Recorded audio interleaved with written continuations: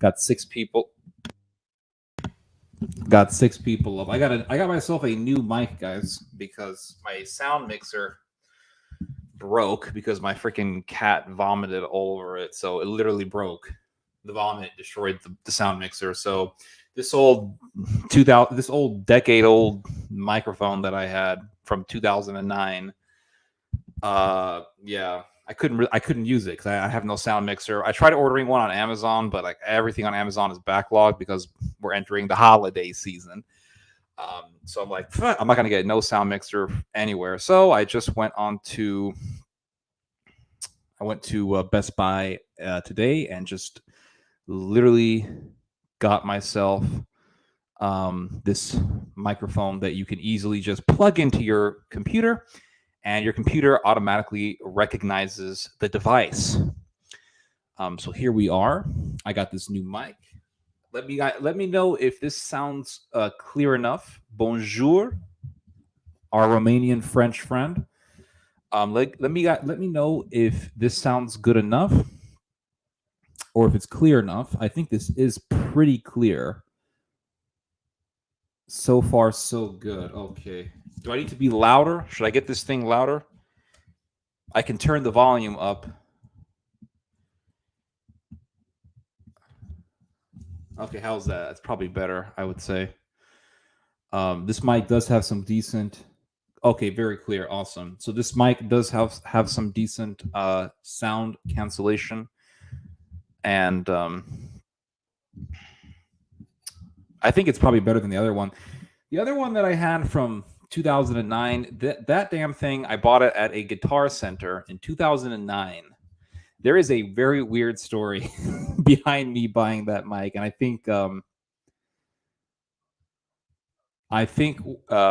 if we can get more people on here, and as this live stream gets deeper, I can tell you guys the story behind me buying that old mic. Here it is, actually.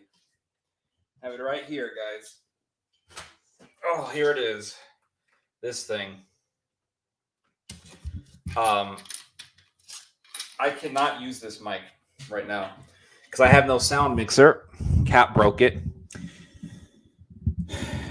And I tried ordering one on Amazon. Nothing. So I just literally went to Best Buy and got myself one of these. Not that expensive. It's $70. Nice metal. It's made out of metal. Nice metal material. And it feels very firm. So, yeah, I know. Damn freaking cats, man. Destroyed it. But I'm here to answer all of your guys' questions as long as they are reasonable and as long as they don't require me to give an entire professor tier lecture, and as long as they're not questions out of the ordinary, something, basically something that I don't really talk about. But if it pertains to a subject matter that I do talk about regularly or generally speaking on this channel, I would not mind answering the question. I also got a new camera. This is a Logitech S920. That is the camera. So if you guys haven't been able to tell already, I'm not using my built-in Mac desktop camera. Before, I was literally using... Get some lighting in here. Let's see if this lighting does well. That's better. Got some lighting in, but it's a little too bright. Oh, that sounds much better.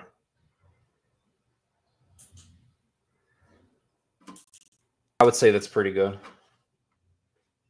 little too bright. Let's see here. Ooh. Looks like I'm going to do a scary movie or a scary story. All right, this is Are You Afraid of the Dark? Remember that freaking show? I remember that show. Okay, I think that's good. I think we're clear. I think we're good to go, guys. So the camera that I was using before was literally the built-in camera in my Apple desktop computer. I was literally using that thing. Take off my glasses. Oh. I don't need my glasses. I really only wear my glasses if I'm playing video games. Because when you wear the glasses, it just makes playing video games much more comfortable. But other than that, I really don't wear my glasses.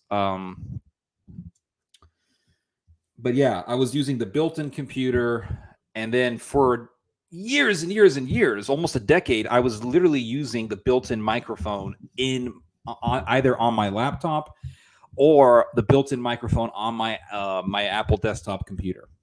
So it's only been this year that I actually started using an external microphone. I was using this Hail microphone. This was the one I was using before. It was called a Hail, and this one is the Yeti Blue microphone.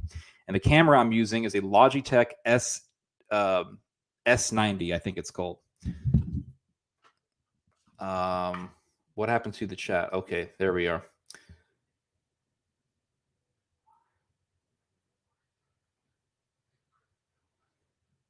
What? Submitted for the approval of the Midnight Society. I call this story the tale of the blah, blah, blah. Okay. I have no idea where the pun is in that. This is the live stream. So this is the day where I blah, blah, blah. I'm going to blabber, blabber, blabber. I will have a stream of consciousness. This is the day that I dedicate to me having a stream of consciousness, because in pretty much every video that I do during the week, except for Fridays, is me telling you guys about something that I have thought about and that I've prepared for. So I usually will prepare for the videos that I do before the live stream. So if I do a video on China, I'm preparing several hours for that, or maybe even an hour. If I'm doing a video on Europe, if I'm doing a video on Eastern Europe, Russia, Poland, Belarus, migration, immigration, whatever the subject matter is for a particular video, I do prepare for it, which makes doing those videos a lot more difficult. When I do a live stream and it's just Q&A, it literally is my brain. Like, I don't prepare for any of these live streams. Okay, if I'm reading something earlier before the live stream commences, then I may talk about what I read earlier, but it's not done out of preparation. It's just telling you guys what I've read about. That's all it really is. But for the live streams, it's just full on constant flow of consciousness, constant stream of consciousness, what's on my mind, what's going on, and that's it. If you don't like it, I don't give a shit. So anyway, yeah, this old junk microphone, believe it or not, this microphone and the sound mixer that I was using was considered to be like state-of-the-art stuff 10 years ago. At that time, it was considered some of the best equipment that you could use for recording your voice. Now, I guess it's considered outdated. I'm not entirely sure, but I got this. Now, a funny story behind getting this mic. I was at the Best Buy today, and I'm looking for a sound mixer. I went to the Best Buy to look for a sound mixer. So I go to the Best Buy and I ask some random employee, "Hey, do you guys have sound mixers?" And the guy's like, "What's that?" And I'm like, "Never mind. Do you guys have mics?" Yeah, they're over there. So then I asked another employee, "Hey, do you guys have sound mixers?" No, we don't have those. Oh, we just have mics. We have mics. Like, he didn't say we didn't have them. He just said, "I don't know what those are, but we have mics." So I said, "Okay, fine." So looked at the mics, found this one, and there was this Zoomer kid next to me with his mom. And this guy wanted to buy a $150 mic, $150 mic. And the mom was like, "No, it's too expensive. What are you talking about? That's crazy." So the son starts negotiating with the mom. The son is like, "Mom, how about you give me a loan for $50 and I'll pay for the rest, and then I'll pay you back. I'll pay the $50 back to you." And she's like, "No, I'm not going to do that. Come on, Mom, it'll be a loan." I mean, I was waiting for him just to say, "Hey, you can give it to me on interest." Like, it was that funny. So, so he comes back. They leave, right? He comes back, and he comes back on his phone, and he's talking to his dad, and he's like, "Dad, so you'll give me the $50, right? Awesome." Hangs up the phone, picks up that microphone, and he walks off. He comes back and he starts looking at the mics. And I asked him, I said, "Is this particular mic good?" And he's like, "Dude, I've tested these mics. This one is great. This one is great. They're all really good. The one I'm getting right now, the $150 mic, that's really good, man. But you got to get a sound mixer for it. But for these ones, you don't need a sound mixer." And I was like, "Thank you so much." This guy knew more about mics than any of the employees at Best Buy. It's crazy how you have these Zoomers who just They know about the technology, man, more so than millennials, maybe. I don't know. But you're getting old when you're asking some 15-year-old about which mic is better. Because I really am not the type of guy who gets on YouTube and looks up like what's the latest mics. I really don't do that. Just not in the mood. But I had this book here, Poland's Holocaust. Still reading this book because I don't really read it every day. I read it on and off. But here I am. So I'm going to look at your all's comments and questions. Yeah. All right, let's do this. Okay, I can adjust this camera here. How does this work? Oh, cool. Oh, awesome. So let's do this. Hello, Goods166. I know you wanted to talk to me about Germany, so whenever you want, let me know, and I'll give you a link, and maybe we can, or contact me on Facebook, and we can work something out. What happened at Tiananmen Square? I have no idea. I'd never studied Tiananmen Square. All I know is that some people were protesting the government, and some guy got ran over by a tank. I'm not entirely sure. Hello, Joshua. Hello, bonjour, Romanian French guy. Hello, Alan Rule from Canada. All good from my end. Good. Is your cat a postmodern feminazi? Actually, no. My cat is a member of the Nation of Islam. So, hope that answers your question. Makes you sound like a Viking. I'm really getting that Turkish accent now. Awesome. Very good. Yell at him. That's how Turkish sounds like to me. A new money bill is going to be introduced in Romania, and it's going to feature a woman. Oh, that's the end of Romania. The Turks are coming pretty soon. Prepare for the Turkish horde, everybody. Hello, Alexander Dahl. Speaking of Ted, can we have another divorce horror story this stream? Well, if I remember, I will probably give you guys one. I'll try to remember, okay? But it all depends on your guys' energy. Like, if I'm seeing 7 people up on here and I've been here for 2 hours, I'm going to leave, right? But if it's been 2 hours and I see 30 people here, 25 people here, I'm going to be like, all right, I got enough people here, got some energy. I'm going to continue talking. Like, the length of time that I spend doing these live streams all depends on the audience. Has nothing to do with my schedule. It all depends on you guys. If I see 10 people on here and it's been an hour, I'm not feeling it. And apparently you guys aren't feeling it either. But if I'm seeing 30 people, hey, we're good. Ted, if Romanian French Federation went to war with Holy Roman Empire of Croats and Ethiopians, which would win the war? That's a good question. I would bet on the French Romanian because the French have nuclear weapons. I don't think Croats or Ethiopians have nukes. So my money's on the French.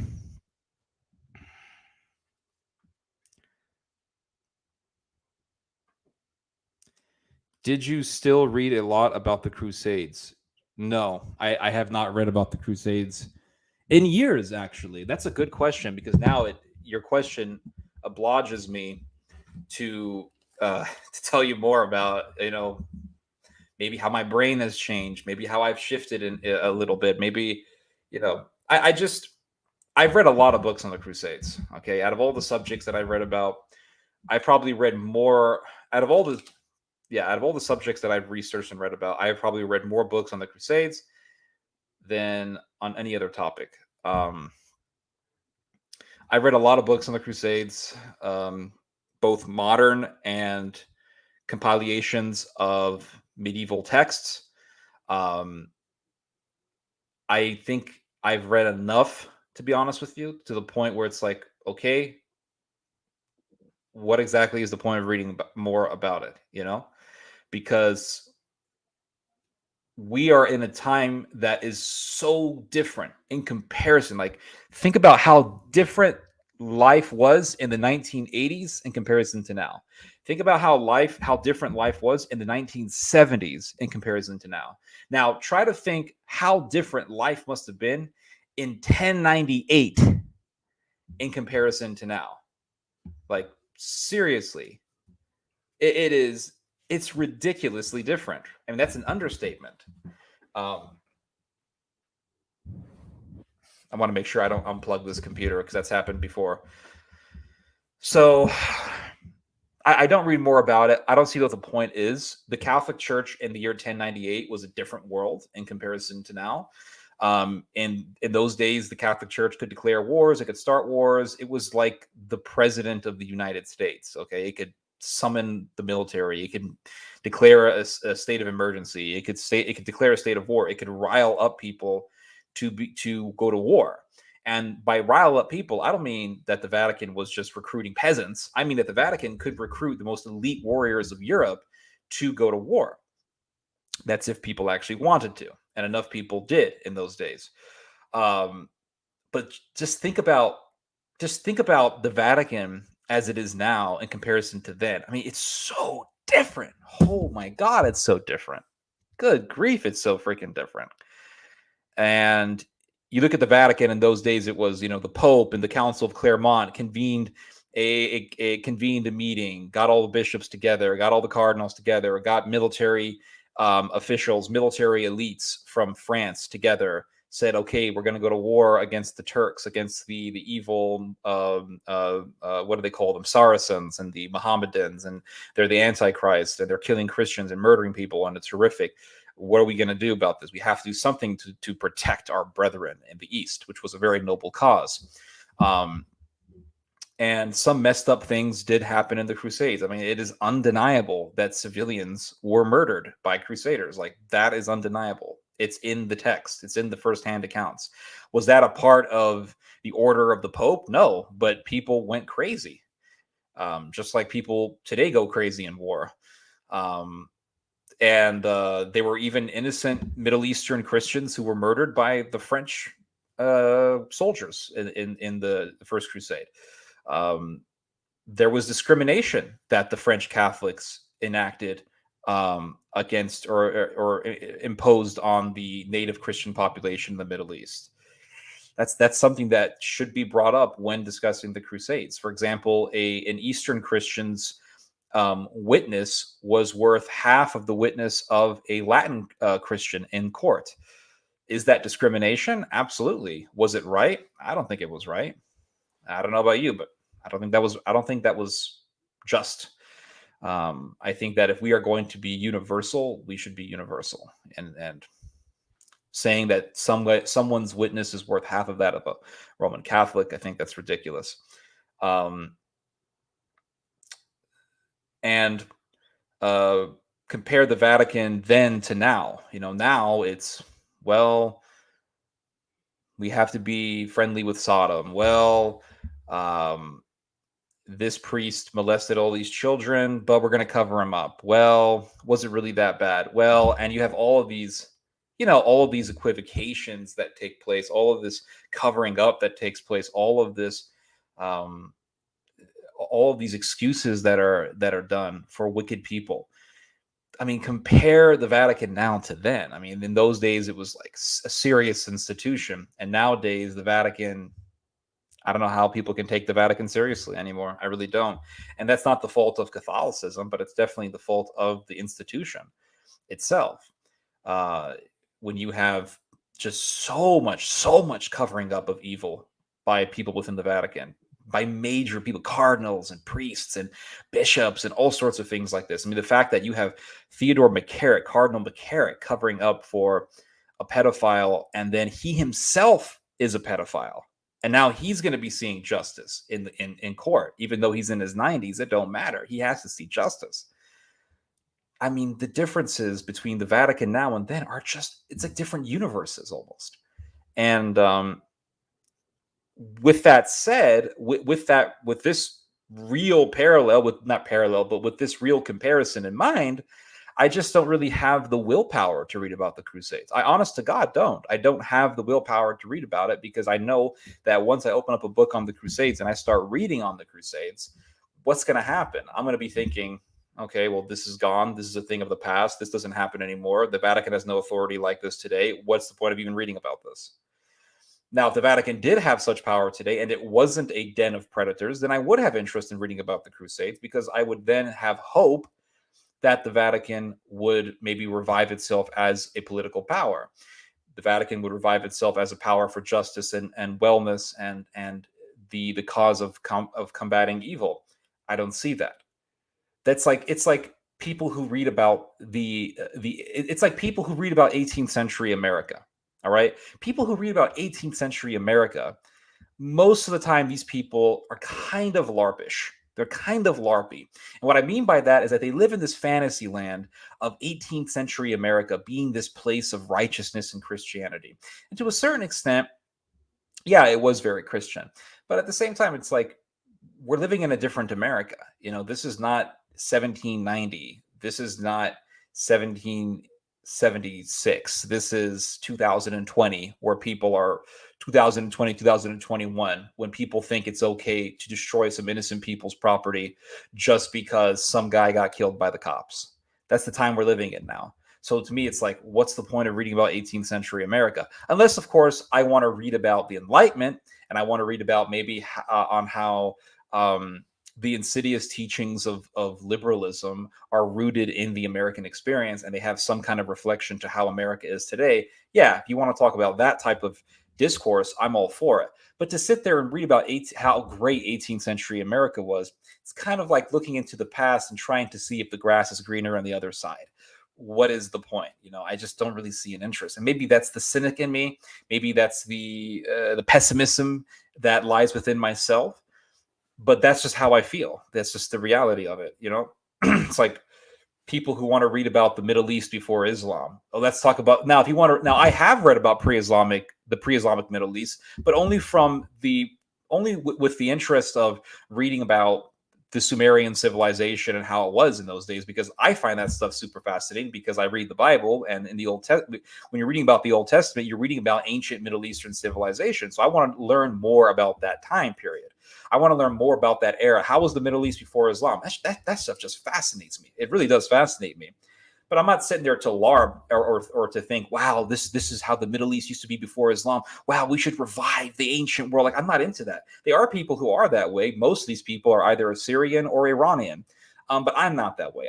Because you're just pissing in the wind, as the English say. So yeah, that's the reason why I don't have the will. Now, the only reason why I would read about the Crusades is maybe somebody wants to debate me about the Crusades and they want to talk shit about the Crusades. Okay, fine. We can have a debate about the Crusades. But am I going to read about the Crusades to just look back in the glory days of the Catholic Church with the hopes that I could revive, or with the hopes that the Catholic Church could actually revive back to its glory days? No, that to me, you're just pissing in the wind. You're LARPing at that point. You're trying to grab straws. Whatever analogy you want to bring up, that's what you're doing. So I hope that answers your question. Why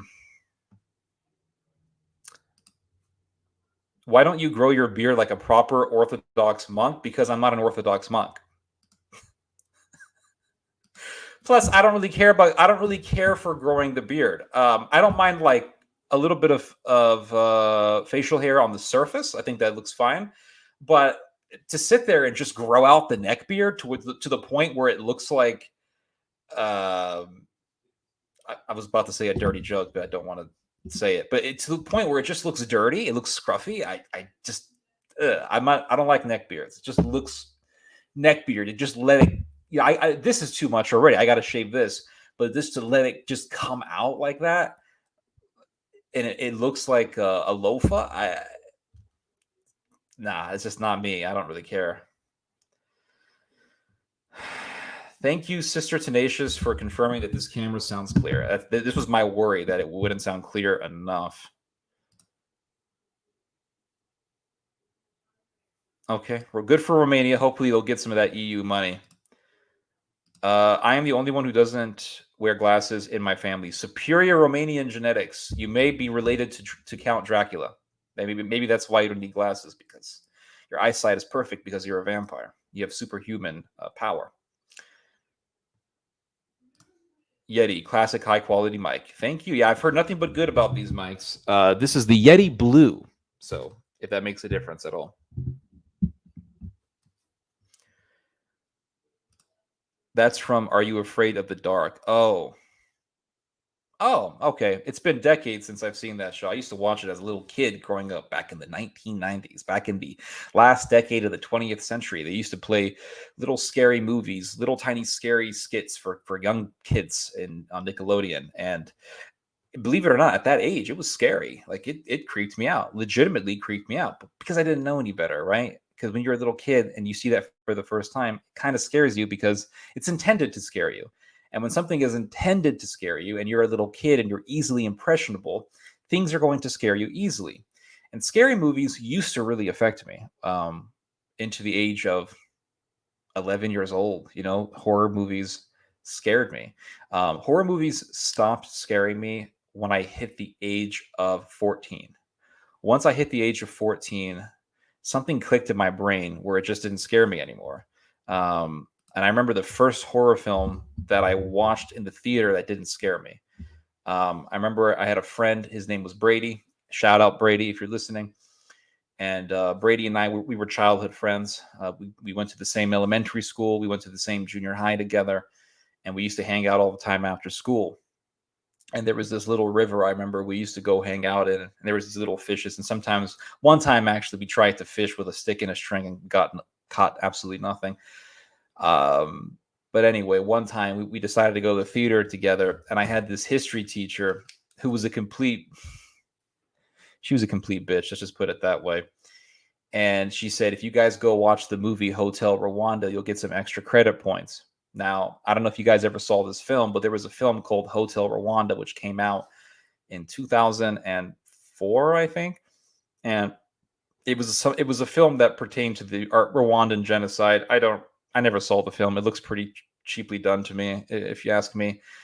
But I remember going to the theater, and my friend Brady, he wanted to watch this horror movie called The Boogeyman, which was another piece of garbage horror film that came out in the early 2000s. The early 2000s were literally filled. There was no shortage of garbage horror films in the early 2000s. They were just all garbage. From The Grudge to The Ring, they were crap. And we were waiting in line to get tickets, and I said, and I was totally trolling my friend, and I said, hey, let's go watch Hotel Rwanda. I'm going to get some extra credit points. And he's like, nah, man, let's watch Boogeyman. So I'm like, no. I really want to see Hotel Rwanda. And he's like, no. We're going to watch the Boogeyman. So we're sitting there in line. And I said, we got to watch Hotel Rwanda. And he said, no, come on, man. We're going to watch this horror movie together. So then we finally get to the ticket booth. My friend Brady says, hey, I want 2 tickets to go see Hotel Rwanda, to go see the Boogeyman. And I said, no. We got to watch Hotel Rwanda. And he turns around and he says, fuck Hotel Rwanda.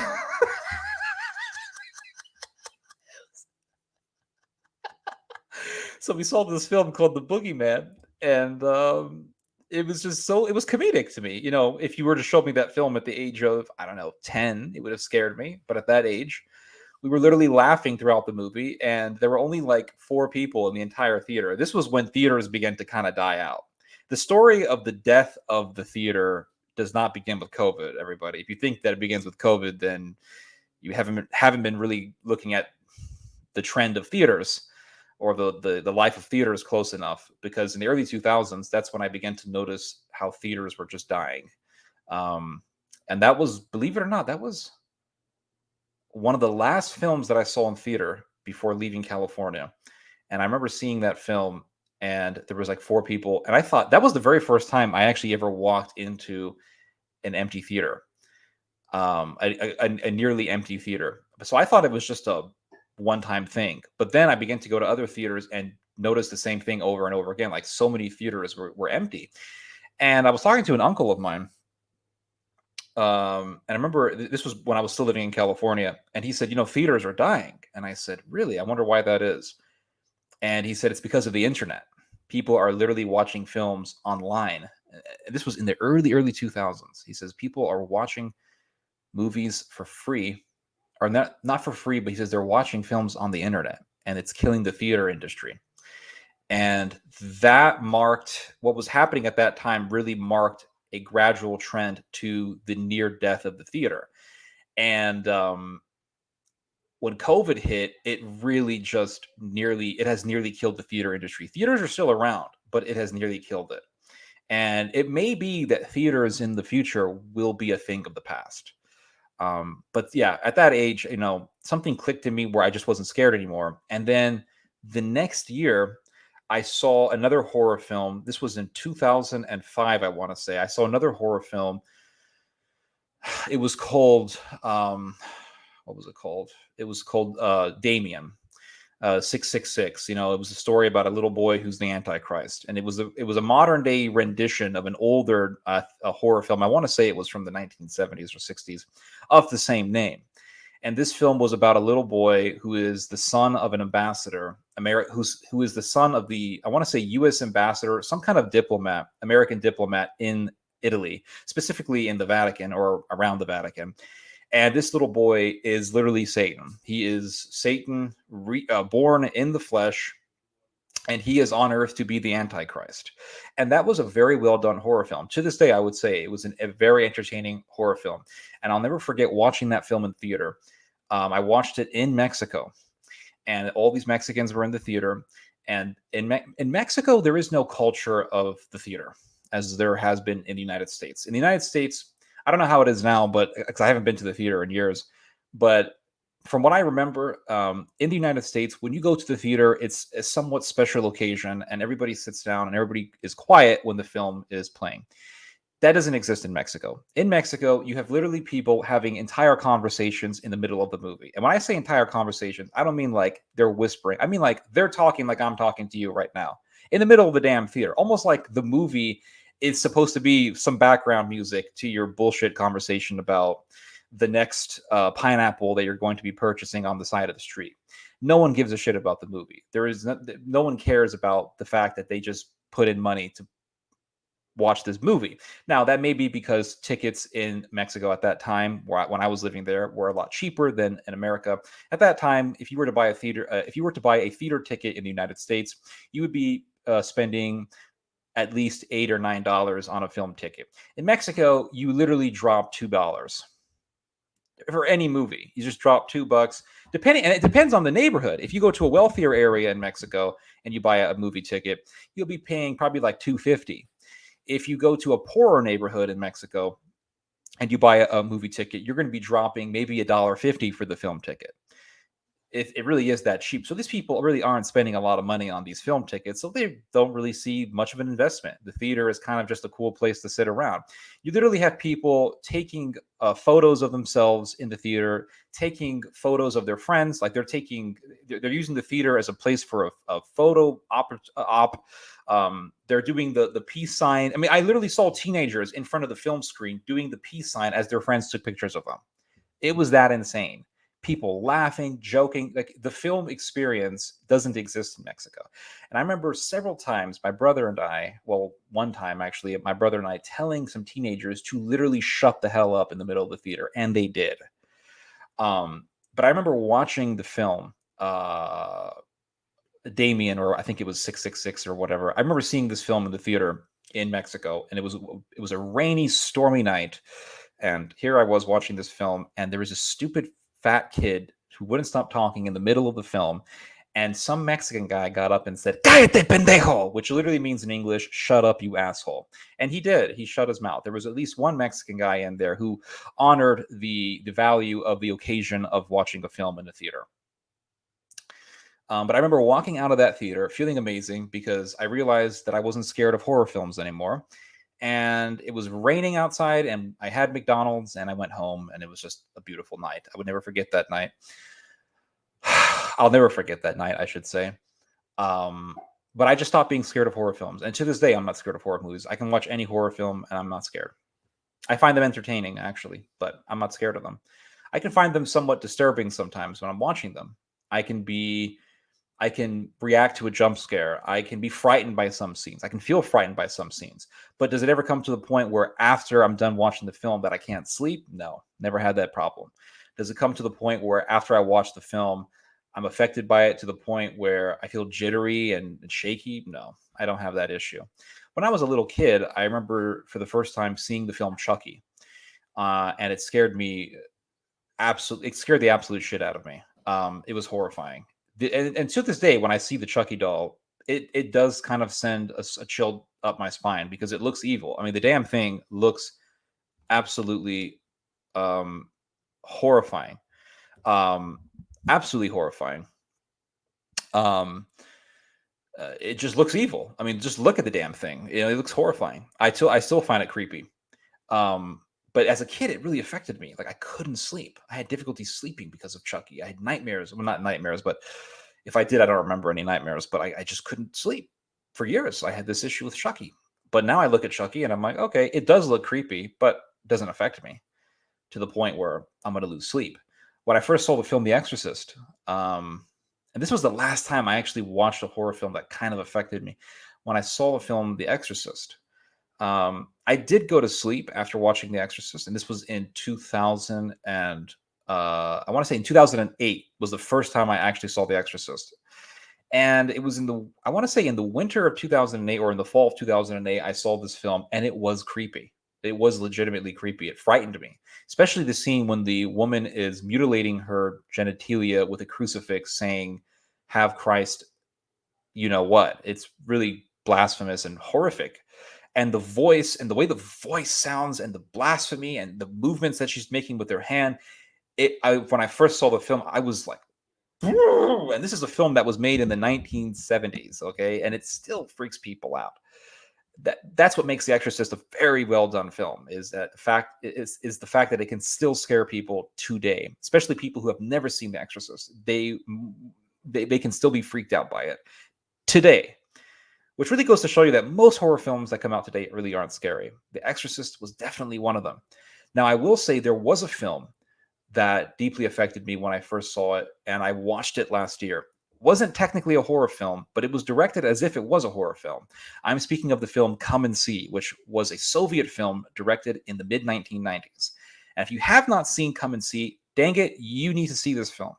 But I remember when I first heard of the film Come and See back in, I want to say, 2015. When I first heard about it on a YouTube video, there was a YouTube video that somebody did on, it was like the best Russian war movies or something like that. And of course, Come and See was on the list. I mean, you can't, like, in every single list that I have read on the best, a list of the best Russian movies, I think Come and See always makes these lists because it is the best film that ever came out of Russia. I don't think there's a film as good as Come and See to have ever come out of Russia. It was well directed. The acting was impeccable, and just the sheer depictions in the film are riveting and frightening. And the music in the film, I would say, was almost ahead of its time in the sense that it didn't really go for big orchestra music or big symphony sound score type music. It went more for an atmospheric sound that wasn't really music, but it was atmospheric in the sense that it just conveyed a feeling or a sensation that you were in a place of horror and evil. There's a term for this. It's atmospheric is one. There's another term for this type of music. I don't remember what it's called. Forget the word. It's atmospheric. Oh God. Ambience. So the film used ambience more so than actual music, and that ambience is what is what helped bring your brain to the reality, or to the at least the sensation that what you were looking at was something horrifying. The situation that these people were in Belarus during the Second World War was something utterly horrifying. The film technically was not a horror movie, but nonetheless, the manner in which the director filmed the movie was that of a horror movie. There's even a scene where a girl has just been gang raped by a gang of Nazis, and they show her face after she's been brutalized by these SS officers, and they made the girl's face look like the possessed girl in The Exorcist. And I think that was done purposefully because the director, even though he technically wasn't doing a horror film, he was doing an historical movie. He wanted to convey this message to the audience that what you're watching is true horror. While you may be scared of a film that is a horror movie that's based on something fantastical or something that didn't happen. Here is something that did happen, thereby sending out the clear message to the audience that nonfiction is truly more horrifying than fiction. And what happens in reality is a lot more scarier than what happens in some movie that's based on a story that someone made up. And I understand The Exorcist is based on a true story, but I'm just talking about horror films in general, or just they're just stories that people have made up. Chucky, that doesn't happen. There's no dolls that are going to come out and stab you. As creepy as Chucky looks, there are no dolls that are going to come out and stab you. But when you watch Come and See, and you see an entire village be annihilated, and then you read about actually what happened. You read about what the Derlevanger was doing in Belarus and in Poland. You read about how they destroyed entire villages, and you're like, shit, this actually happened. Oh my God. That is the true horror. And the fact that something like this could actually happen again in our own times, in the Western world, really sinks in, doesn't it? So when I first heard about the film, I saw some clip of it on YouTube, and I thought, man, that movie looks really boring. It had that old school way of film that just didn't appeal to me at the time. But then last year, 2020, during the lockdown, I said, you know what? I'm gonna watch this movie. So I did. And let me just back this thing up a little bit. So I did, and there is a banana peel. Hold on a second, guys. I know you guys are going to talk about now, okay?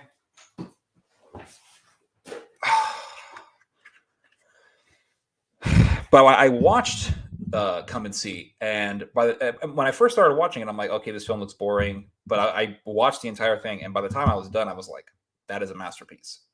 It's a masterpiece. And the way it was directed in the way that a good horror film would be directed. Because a good horror film isn't going to just throw all of its cards out at the beginning of a film. A good horror film is going to allow itself to gradually unfold to the point where once you hit the last 20 minutes of the film, you're kind of waiting for the movie to end because it's disturbing you so much. I think that's a sign of a good horror film. But anyway, yeah, that I literally went through that entire explanation, answering someone's question or answering a comment about, are you afraid of the dark? So here we go. Yeah. Horror films used to affect me, but then I started, it just clicked out.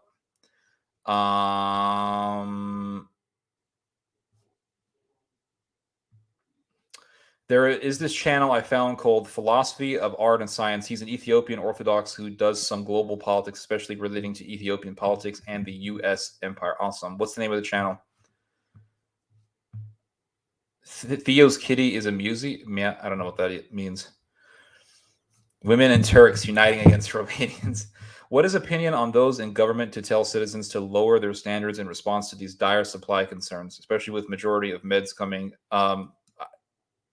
Lower your standards if things are not able to come to you, if there is a disruption in the supply lines due to this whole COVID disaster, and there's nothing that anyone can do about it except wait, I guess, yeah, you should lower your standards and just deal with it. I mean, I don't know what else to tell you. I'm not a miracle maker. I can't change what happens.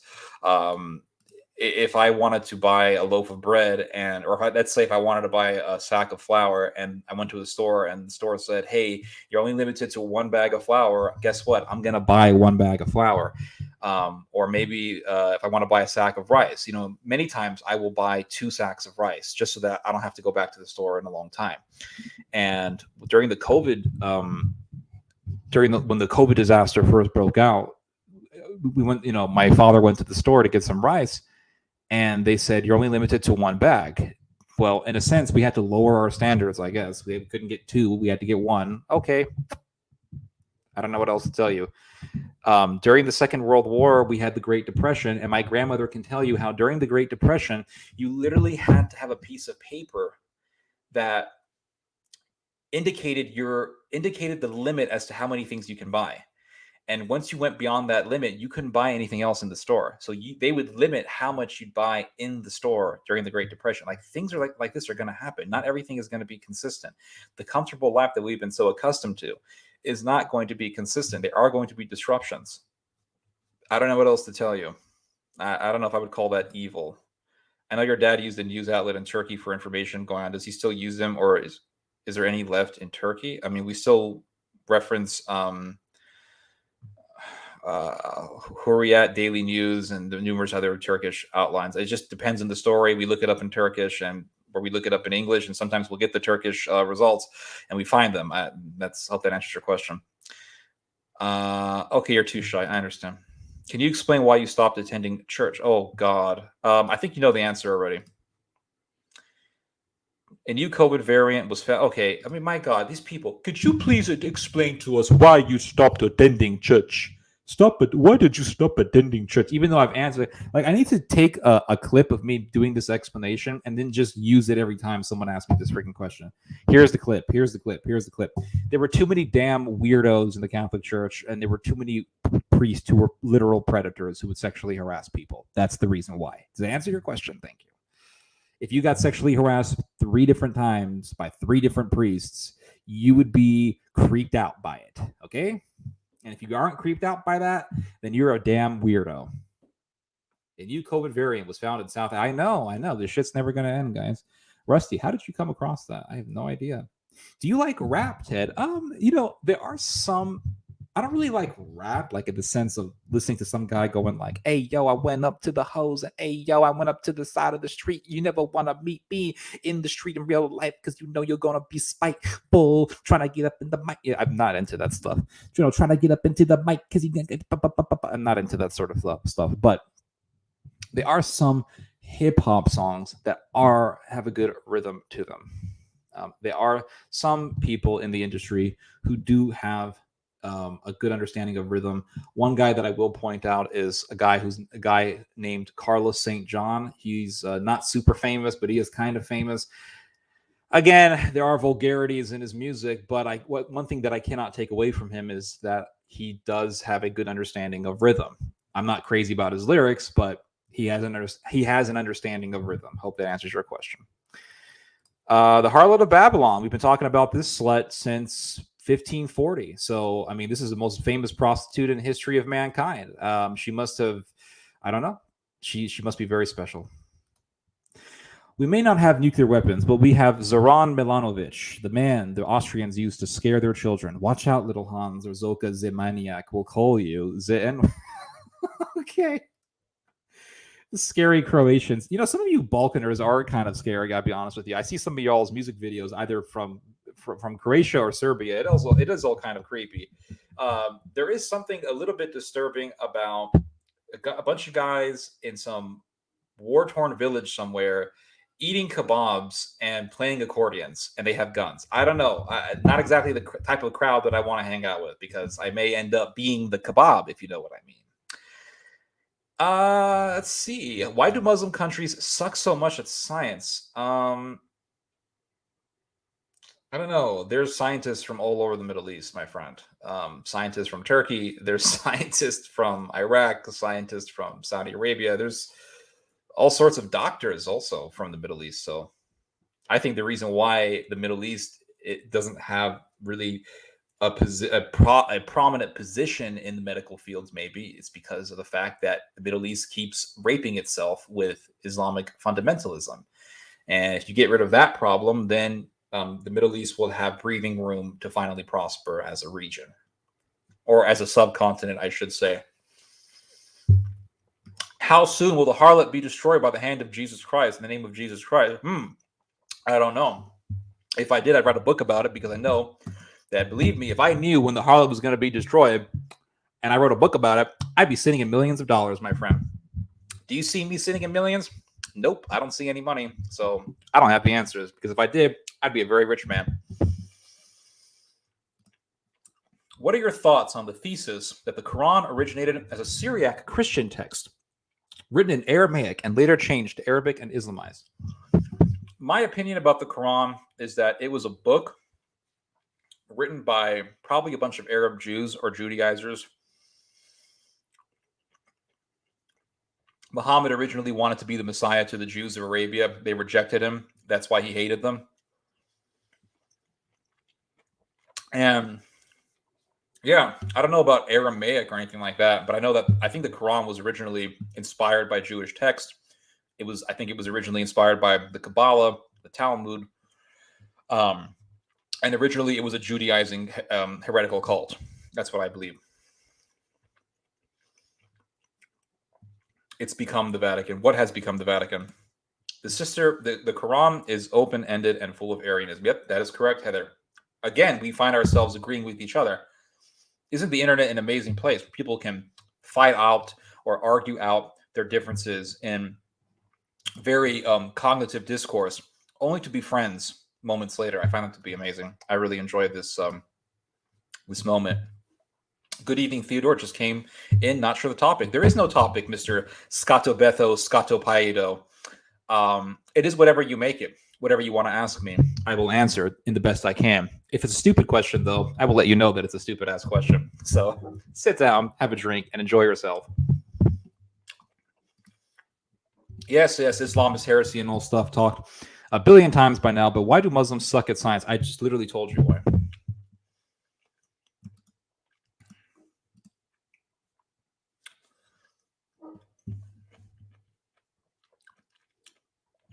Tell us about the story of Zoka the Unhinged. I've never heard of this before. Is this a story of like Ebenezer Scrooge or about the Boogeyman of the Balkans who comes to make you into a literal living shish kebab? What's it called? Hold on. Zoka the Unhinged. I'm going to have to do a screen sharing session again. Hold up. Zoka. Oh, World of Warcraft. This isn't even real. Some fantasy LARPing bullshit. Balkan LARPer. I LARP as Zoka. I kill Serb in video game World of Warcraft. We can resume Balkan War in video game, online and internet. That is where the war will begin. That is where the war will end, in fact. I found the Albanian son of bitch on World of Warcraft. He disguised himself as little tiny 3-foot creature who is pagan satyr creature, half horse, half jackass, half human, 1/3 elf, and 1/13 wizard mouse troll. And he will be destroyed by holy blue sacred fire from the Council of Elder Scrolls Elves creature, the son of Odin and Freya. Everybody, okay? I live in fantasy land. Anyway. Sumeria is OP and Sid Meier's civilized. I have no idea what this is. The fact that it's full of Arianism. I know. It was originally a Christian heresy, just like Mormonism is a Christian heresy, just like the Jehovah's Witnesses are a Christian heresy, just like the Christian Scientists are a Christian heresy. There are literally tens of thousands of Christian heresies existing in the world. It just so happens that Islam is one of the biggest, if not the biggest of all the Christian. Actually, it is the biggest, unless you want to include Protestantism. Thoughts on the harlot churches that do and preach wickedness, being lit on fire, burnt to the ground, and ground up. Thoughts on the harlot churches. Which churches are you speaking of, Mr. Quayle? Or Colonel Quayle, I should say. Ted, the most dangerous people are nerds that LARP his way into politics. For example, Heinrich Himmler. He's the biggest military and occult nerd, and the result, I completely agree with you. That is a very pertinent and astute observation, my friend. Yes, people who fantasize about being knights, or like Himmler fantasizing about being the reincarnation of some German king. Yes, if these people take power, God help us, they will destroy us just like they destroy the trolls on the World of Warcraft or League of Legends or whatever the hell it is. But I agree with you, actually. In all seriousness, I do agree with you. If you look at all of these German or European far-rightists, yes, a lot of these people are fantasizers. If you look at the Dutch party, the right-wing Dutch party in the Netherlands, the Forum for Democracy party, their leader loves to quote Hegel and loves to play the piano. And I guess he fantasizes about being like a defender of Western Civ or something like that. I don't know. But yeah, you're absolutely right. It's like, during under the Third Reich, there was the French SS division. It was called the SS SS Charlemagne, it was called. Why would they call themselves SS Charlemagne? Because they're LARPing as medieval knights, fighting against evil pagans or communists or whatever. Yes, people who LARP can be very dangerous. Absolutely. Agree. Completely agree.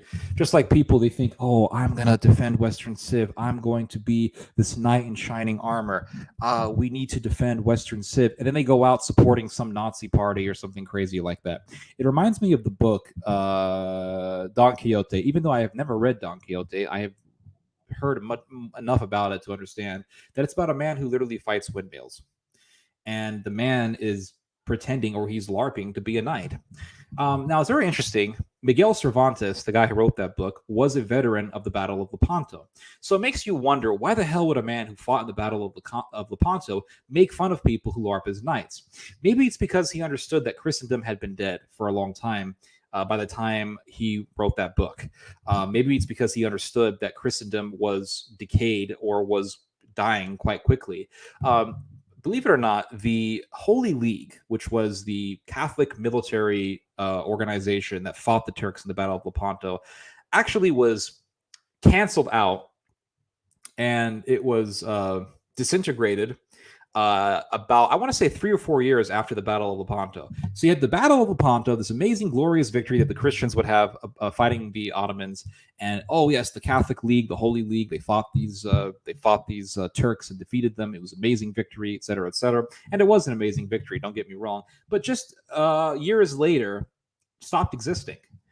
That was a sign that Christendom was decaying, and I think that Miguel Cervantes understood that. Obviously, he fought in the war.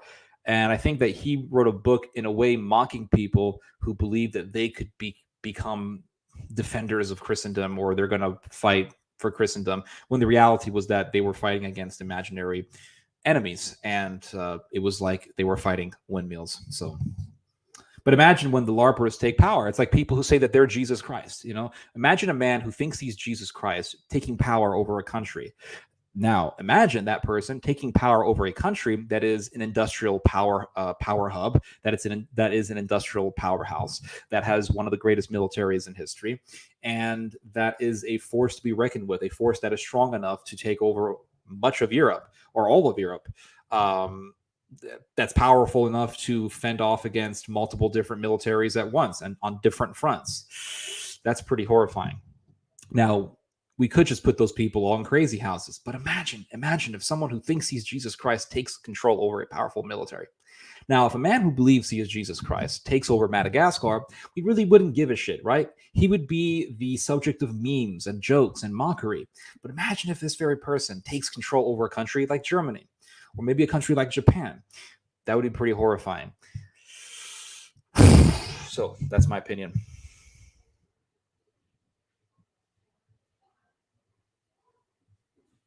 Let's see here. Most of it having to do with Sunni Islam. Iran is quite advanced scientifically, and yeah, as I've said, there are many scientists from the Middle East. There are many medical experts from the Middle East. There are doctors who graduate in universities in the Middle East, and they are reputable, effective doctors. They can do their job just as well as a doctor in other countries or in other parts of the world. I think the only reason why the Middle East is not seen as a place of science and medicine is because of the fact that everyone associates it with terrorism, and the fact that the Middle East continues to literally rape itself with terrorism and it vying for power, such as between Turkey and Iran. I mean, when you have these sorts of things, not exactly a place of amazing science. If Europe was constantly being destroyed by wars like what we saw in the 1990s, then I don't think a whole lot of scientists would be coming out, or I don't think Europe would be seen as a place of science either. Did you have a nice Thanksgiving? Yes, I was lazy all day yesterday, actually. Okay, I have been sold a false bill of goods. I'd ask a friend, he would have no knowledge. Okay, whatever. I started reading Wally True about Why I Left Jihad. It is a good book. Enjoying it. Your dad is an awesome writer. Thank you. I will let him know. Watch out, Croatians. Count Teo is going to take your blood and money. At least in Civ 6, the Indian bug is salt. What I thought that was always going to be part of Civ. Okay, I don't know what you guys are talking about. Horror is such a boring genre. If it's done in a boring way, but if you have a film that's well directed, it's not boring. Just look at films like Hereditary, or films like The Witch, or films like Deliver Us from Evil, or The Exorcist, or The Black Coat's Daughter. These are very well done horror films.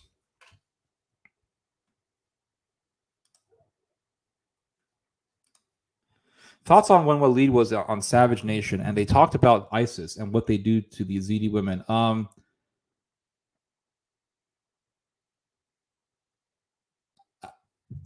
They had an interview together many years ago, over half a decade ago. I don't know what else to tell you. You obviously watched the interview or listened to the interview, so you know the contents of the video, or you know the content of the interview, so you understand it. Nothing more I can really say. Glad you enjoyed it. I still go back to Civ 3. Okay, talking about video games. Awesome. I love video games. Best horror or the horror of the unknown? Not necessarily true. Sometimes we have good horror films that kind of let you know what's happening, and it can be very scary. Sometimes I think directors will excessively use that trope of the unknown horror. That could be good if it's well executed, but sometimes it can just be boring because you really don't know what the hell has happened in the video or in the movie, and there really is no conclusion to the story, which makes for kind of an empty telling of the story, because one point of hearing a story is to have an exciting ending, and if it has no exciting ending, or if it has no ending that is conclusive or that shocks you, then I really don't see the purpose of having an ending that leaves you in complete mystery. There needs to be, I mean, I don't mind some mystery, but at the same time that needs to be balanced out with exposition, right? It needs to be balanced out with the story exposing itself to some extent or another.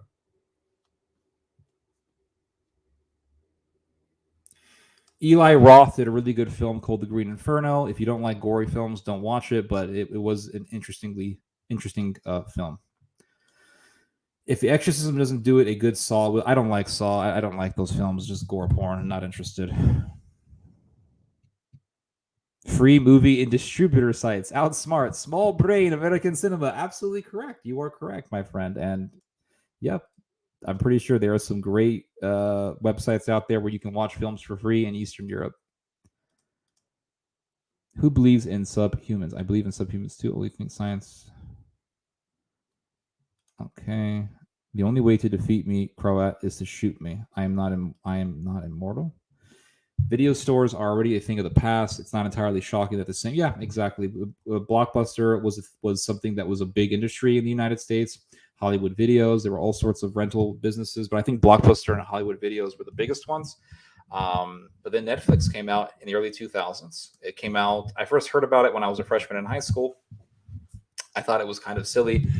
Never really thought that one day it would become a huge market. But it did, you know, just like cars took over the buggy, just like computers are now taking over televisions in a way. Just like MP3 is taking over CDs, just like digital films or watching films purely digitally on your computer is taking over owning DVDs or Blu-rays.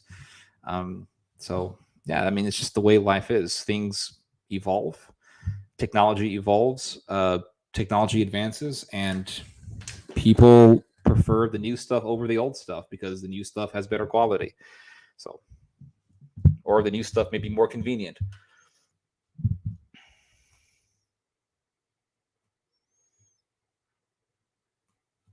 The original one is not allowed on YouTube. Which one are you speaking of? Hotel Rwanda. Okay.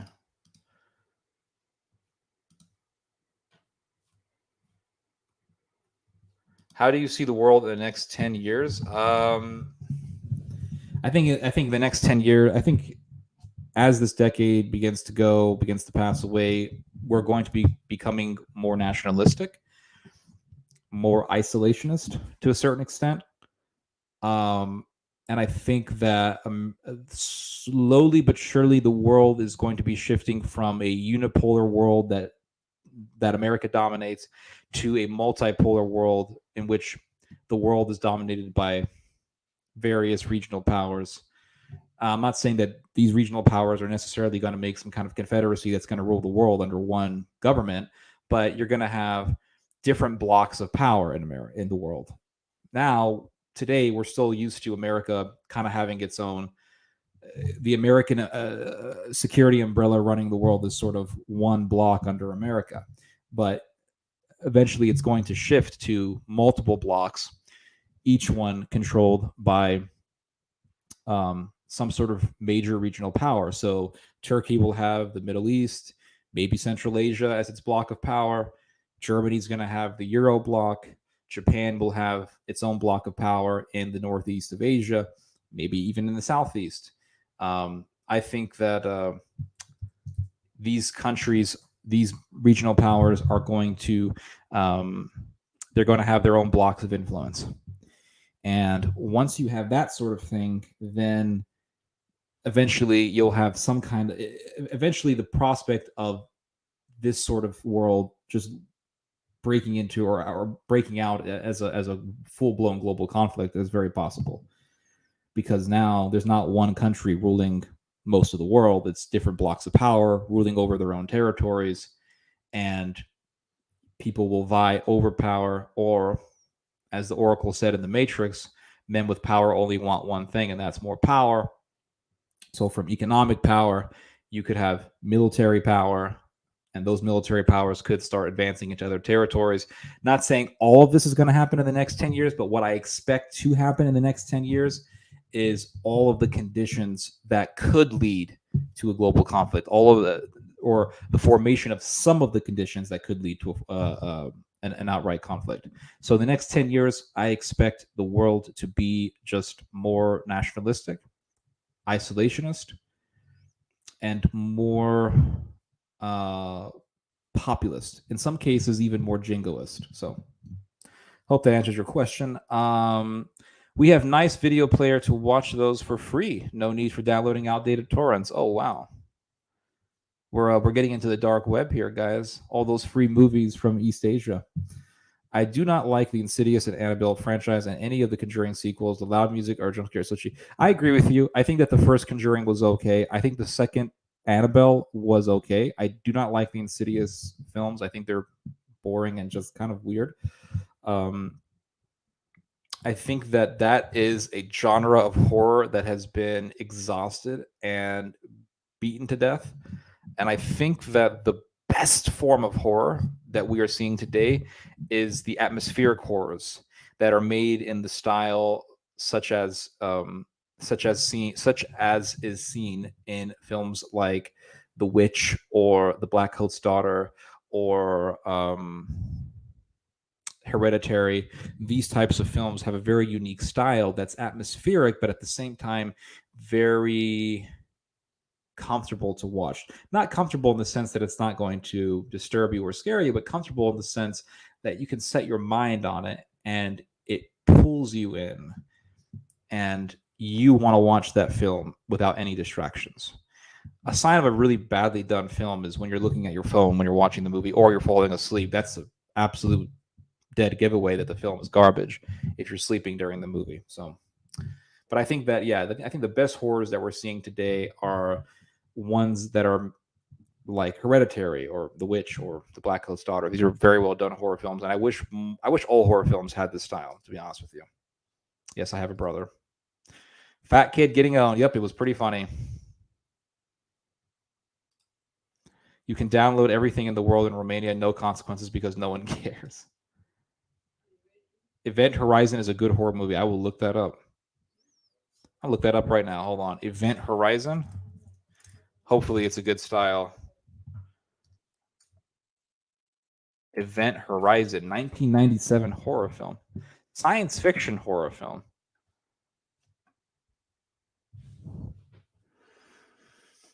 Rotten Tomatoes absolutely hated it with a 28% approval rating.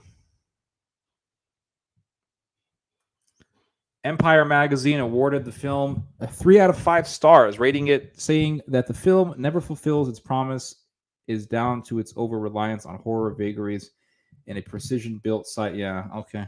I don't know. It doesn't sound too promising. What's the thumbnail? I could. Oh, okay. Yeah, this doesn't look good at all. Nope. This does not look good. This kind of reminds me of the movie with Arnold Schwarzenegger. What's it called? What's the name of that movie when the baby comes out of the guy's stomach? Oh my god, that was horrifying. Deep Space. What was it called? Total Recall. That's what this looks like to me. It looks like Total Recall.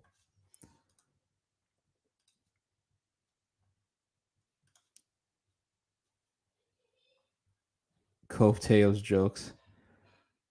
Yeah, but Romania not number one in wages, bro. Why did Macron marry a grandmother? Because he's a freaking weirdo.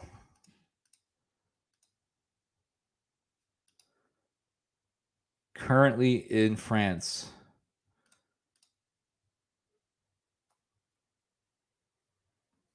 Macron is detested by the majority of French public. I think that Macron is on his way out.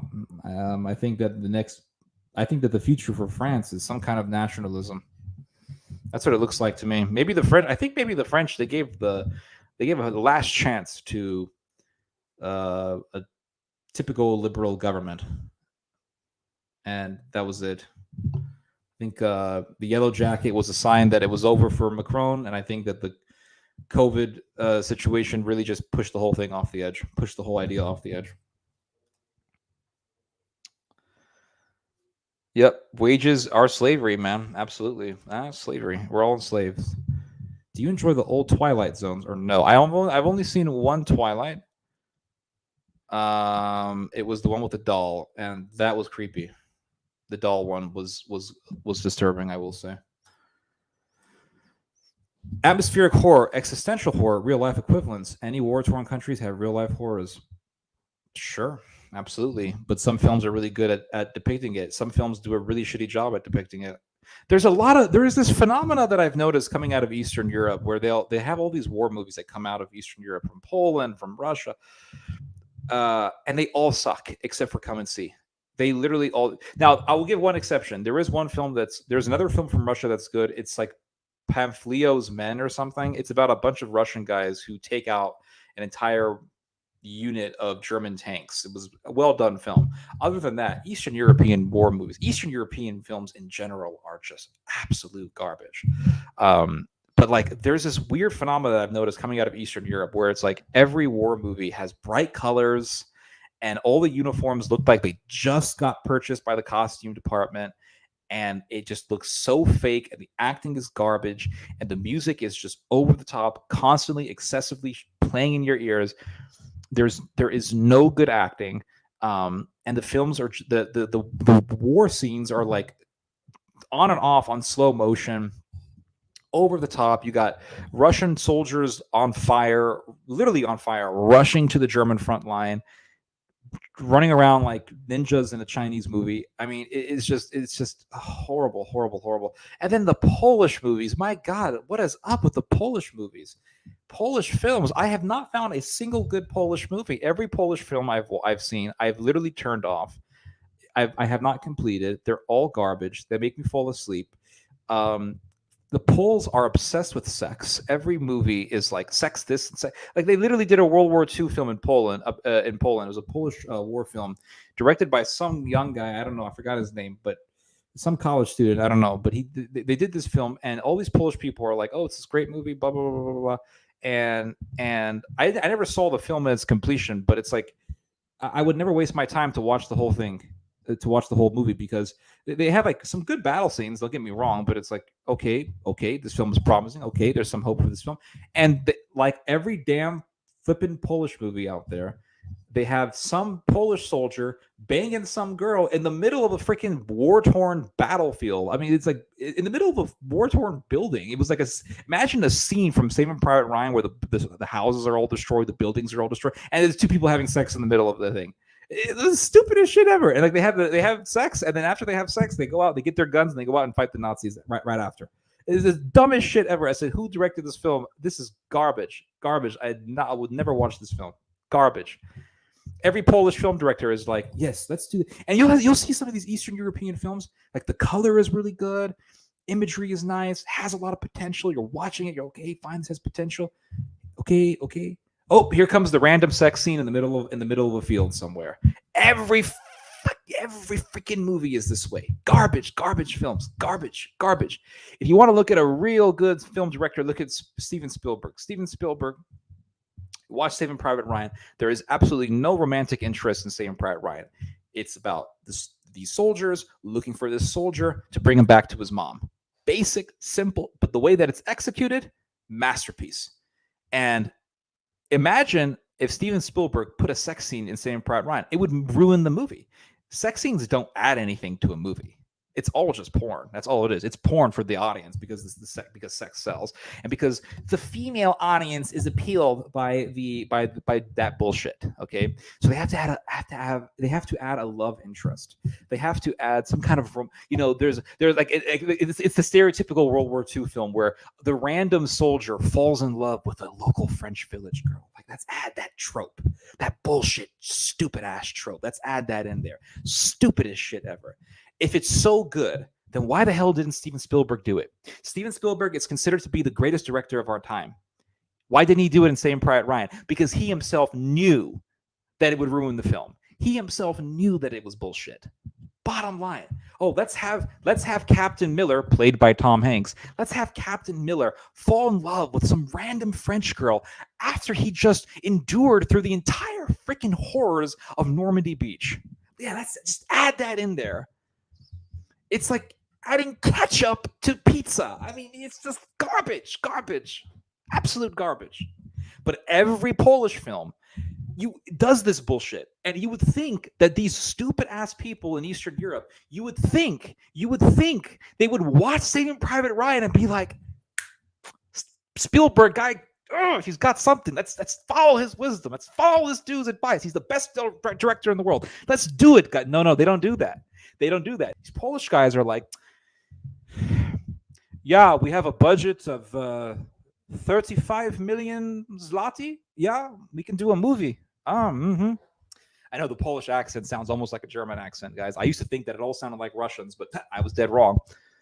Yeah, let's do a film about that. Yeah. How do we do this, guys? Okay, guys, we're gonna have a battle, right? Battle of Warsaw. Warsaw Uprising, Polish people, they got their guns, they got the sniper rifles, they're taking out the Germans, they're fighting the German tyrants, right?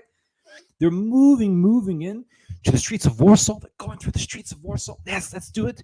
We're going to have the Germans, they got 50 caliber machine guns or whatever. They're firing on the Polish. Polish are doing guerrilla war tactics. Yes, absolutely. They're working with the British. Yes, absolutely. We have like 5 Polish soldiers. Okay, we're going to follow these 5 Polish guys. Okay, awesome. But let's put in a Polish girl in the middle. Well, why the hell do we have a Polish girl? Well, there was a lot of female Polish resistance fighters. Okay, great idea. Fine, let's do that. But she is also the sexual subject of all the men in the group. But only one Polish guy gets lucky with her. Wait, well, what's the point of doing that? Wait, what's the point? To appeal to the female audience. But Saving Private Ryan didn't do that, and it's considered the greatest war movie ever done. So why the hell do you have to do that? I think let's have them having sex in the middle of the war zone.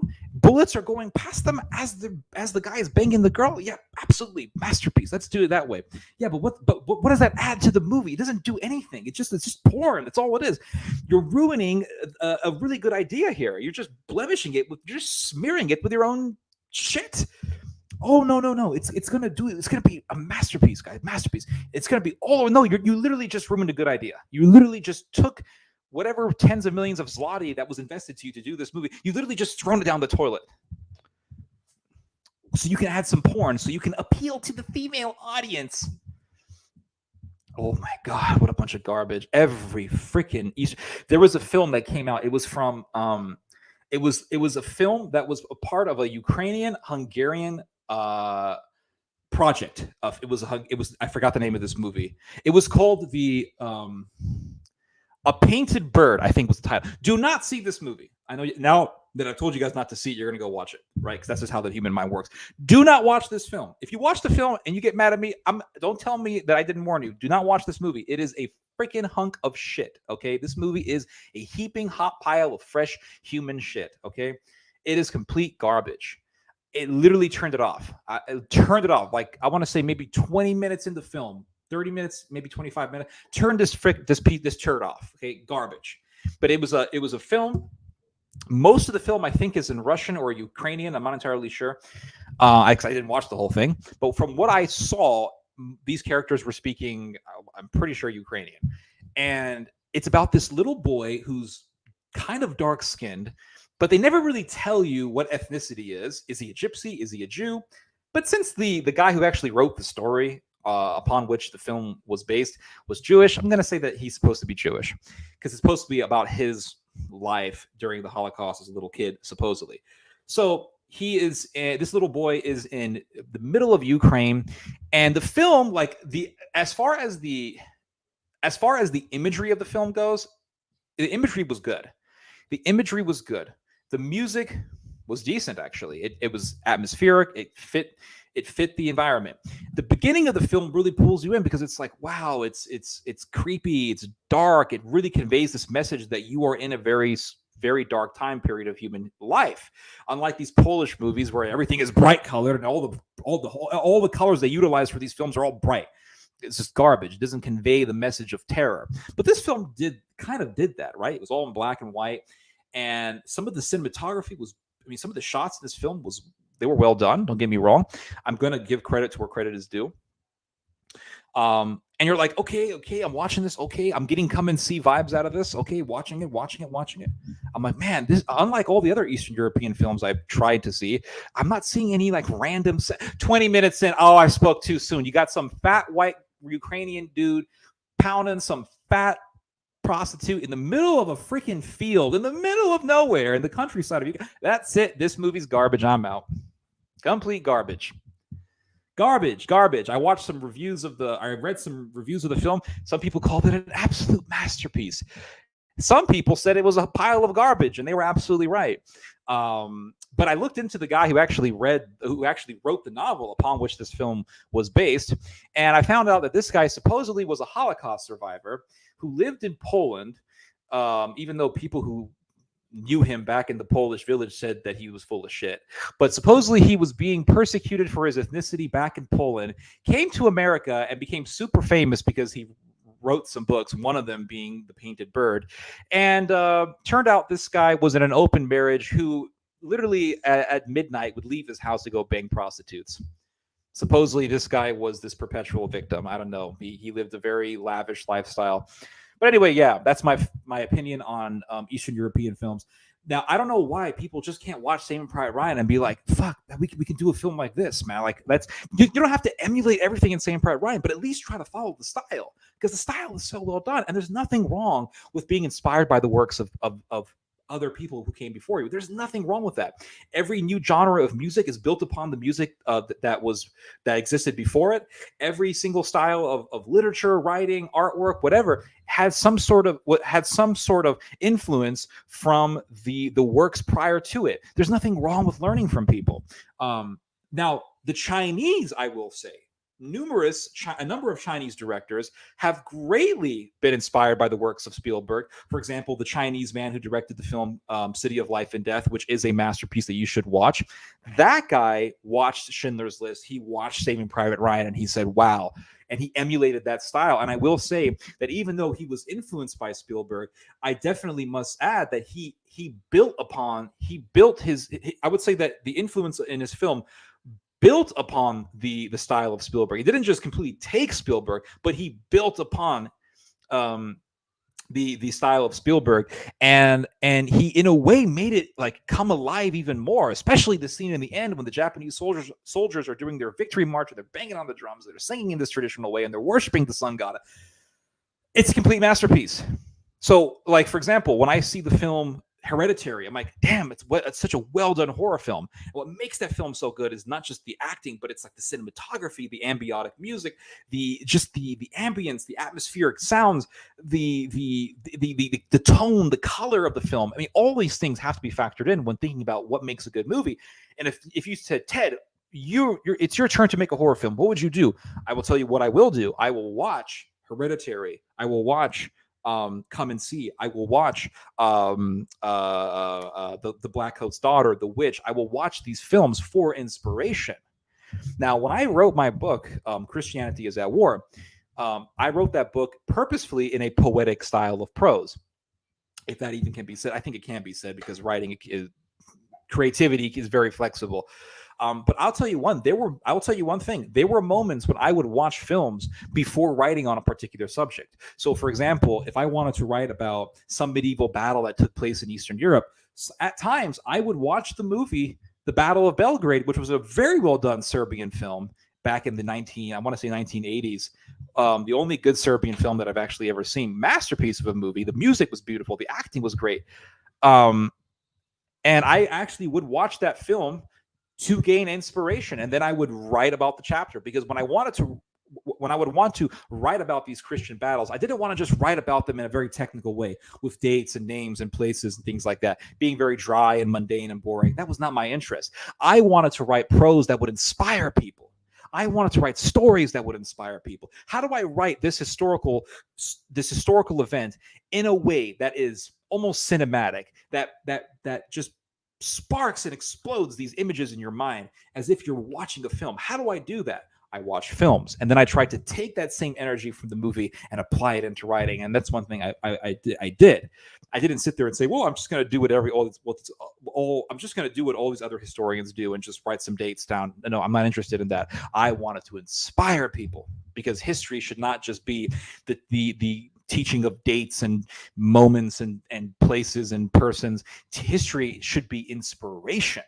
If you look at the ancient writings, the ancient historical writings of people like Herodotus or people like, I don't remember all their names, but if you look at these ancient historians from the time, they didn't see history as just talking about dates and locations and things like that. They saw history as a way to convey wisdom. It was a way to teach people wisdom, not to repeat the same mistakes as those in the past. So teaching history should be, in a way, a form of inspiration. Hope I forgot whose question. I don't even know if I'm answering somebody's question with that. Yeah. Eastern European movies for the most part suck, with the exception of like 3 movies that I watched, or maybe 4.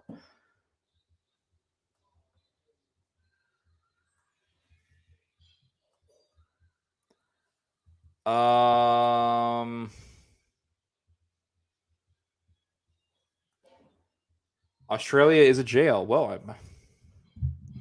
must be a very comfortable prison.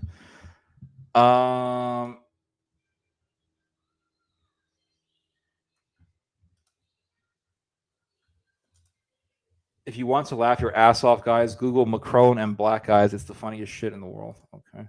What would the Fourth Reich look like? Should it ever? I mean, the Fourth Reich. If you have another Reich, it's quite obvious. It would be like Nazi Germany, but with modern technology. I mean, it would be like a German Empire with modern technology. Not that difficult to imagine. Japanese government approves extra defense, but yeah, I know the Japanese are really going into third gear with their military spending, which exactly goes into what I've been telling you guys for years, and that is that we are shifting from a unipolar world to a multipolar world. That's what's happening, guys. You're seeing it before our eyes, and we are seeing the world completely change from the post-World War II world order to something that looks more like the world order before the outbreak of the Second World War, which is countries doing their own things, countries breaking away from American power and wanting to take over other territories. It's as simple as that. Before the outbreak of the Second World War, America tried to control the world through the gold standard. The Germans left the gold standard and the Japanese left the gold standard.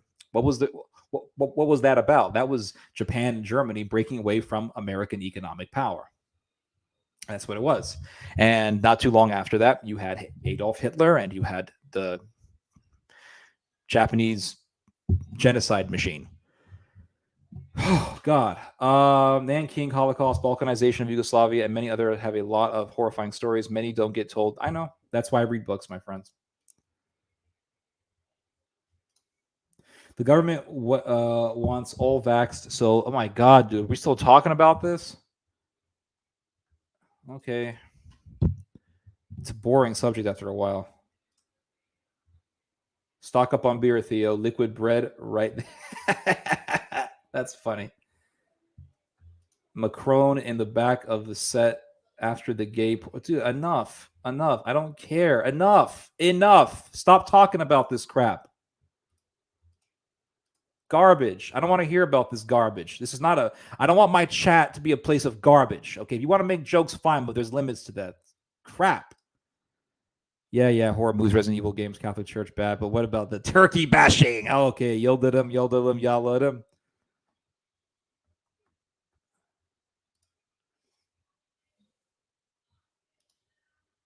Yep, ambience is very important in a film. Join an Eastern Catholic Church. Theo priests up there are married. Yeah, I know. But have you ever seen Orthodox Americans? Have you ever seen Eastern Orthodox people in America? They look kind of quirky.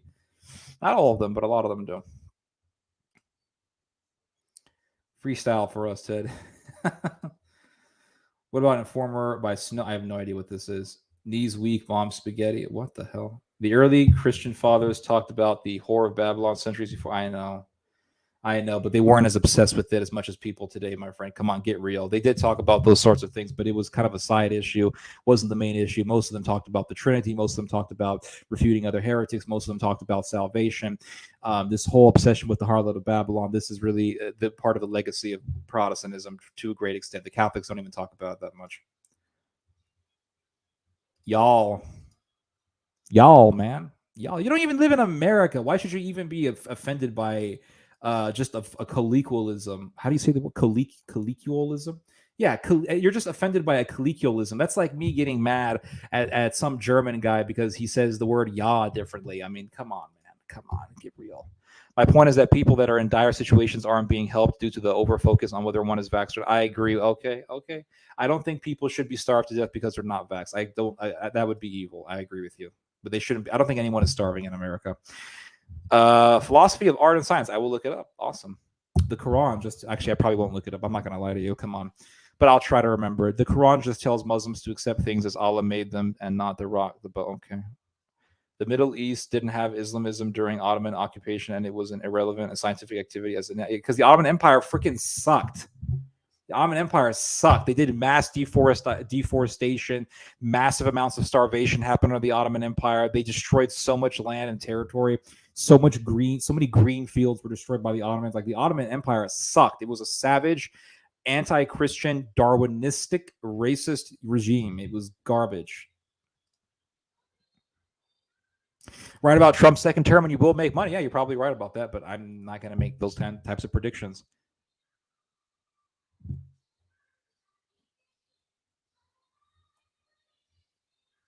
I have no idea what you're talking about, Mr. Detective. Listen to Juan, Ted. He knows what he's talking about. Truckers are being fired for not getting jab, and they have ample reason to not get it. Bodily autonomy is trying to be eroded by those in elite positions. I hope that this. I don't know how bad this is going to get. An Englishman put the Quran in chronological order, and one can see how Muhammad changed his mind. Yeah, there was definitely, depending on the situation that he was in, depending on whatever diplomatic idea or diplomatic statements he had to make to deceive whatever people he was talking to. Sure. Just like he said that there were 3 goddesses and Allah has 3 daughters. Yeah, that was a way to win over the pagans. I mean, I don't know what to tell you, dude. This is a subject matter that was very popular in the early 2000s. It's been said and done. The horse has been beaten to death. Leave the damn horse alone. I don't really care about this anymore. I'll be honest with you. I am interested in Islam in the sense of it being a heresy, in the sense that, yeah, it's a Christian heresy like Mormonism, and I like comparing cults. That is one thing I do find fascinating. If you want to talk about the Jewish influence on Islam, that is a subject that has been very little covered by scholars. That is a fascinating subject because it hasn't really been talked about that much. But this whole thing about the Quran, what was Muhammad thinking at this point, at this time, it's just a mundane, kind of boring subject. It's, unless you want to talk about the pagan elements within Islam, I do find that very fascinating.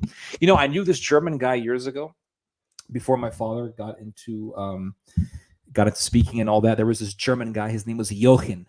Jochen was his name.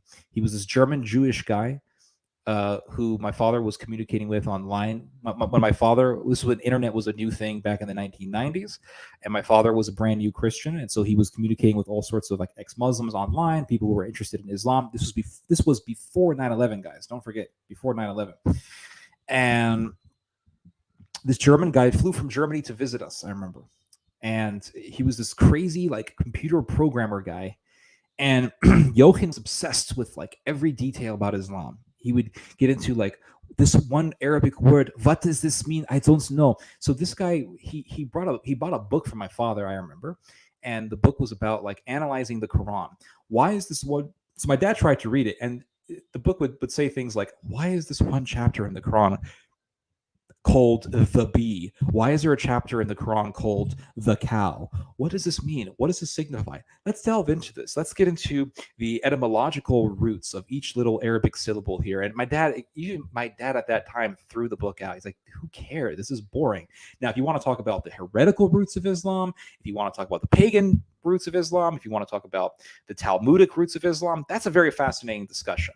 But to sit there and analyze like what this one section is and what that one section is, depending on like where does this fit in the timeline? Muhammad lied here, and people just get way too annoying with that. They get just so pedantic with it. I don't really care, dude. I'll be honest with you.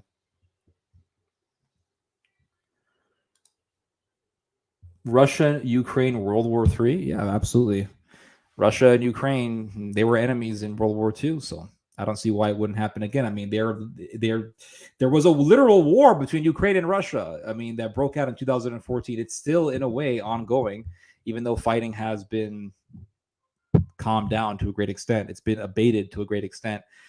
There's still this tension between Russia and Ukraine, and Russia annexed a whole section of Ukraine, Crimea, and Russia is trying to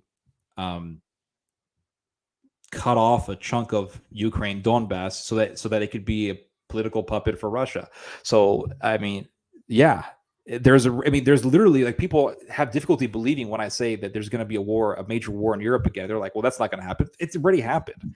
I mean, in the 1990s, it happened. It happened in 2014. We've already seen for decades, within recent decades, we have already seen the presaging events for a global conflict. And we've already seen the presaging events for an outright war within Europe, because there has already been regional wars within Europe. So it's not that difficult. People are still talking about this big boogeyman China. We haven't seen China do shit, to be honest with you. But everyone's talking about China, China, China, China, China, China, China, China, China, China, China, China.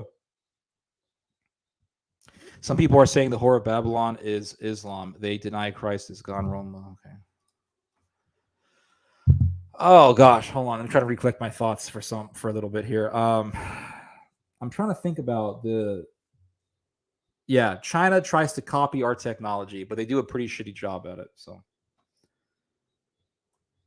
it's a Whore of Babylon. This is the most popular slut in the world. You guys never shut up about her. My God, she must be really hot. Family from my dad's side come from Croatia, but I know nothing about it. Okay.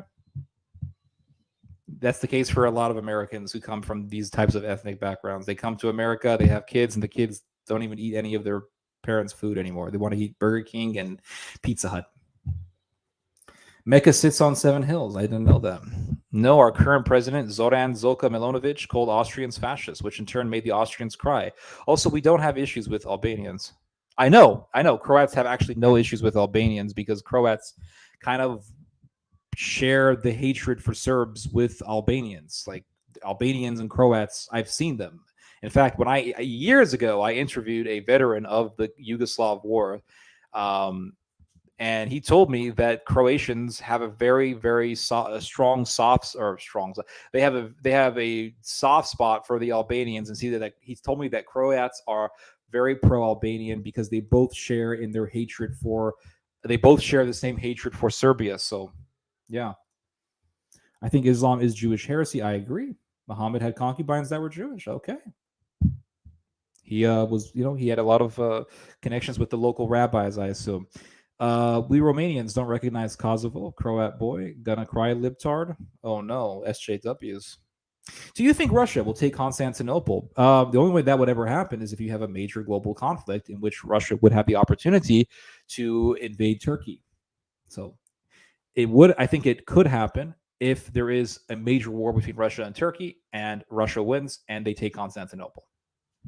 But they're not just going to overnight say, hey, Constantinople is ours and they're going to invade Turkey. That's not how it's going to happen. There needs to be some kind of bullet that the whole world is going to hear that's going to spark a war. And then you have a war, and then Russia and Turkey are going to fight, and then the Germans will get involved, the Japanese will be doing their own thing in their own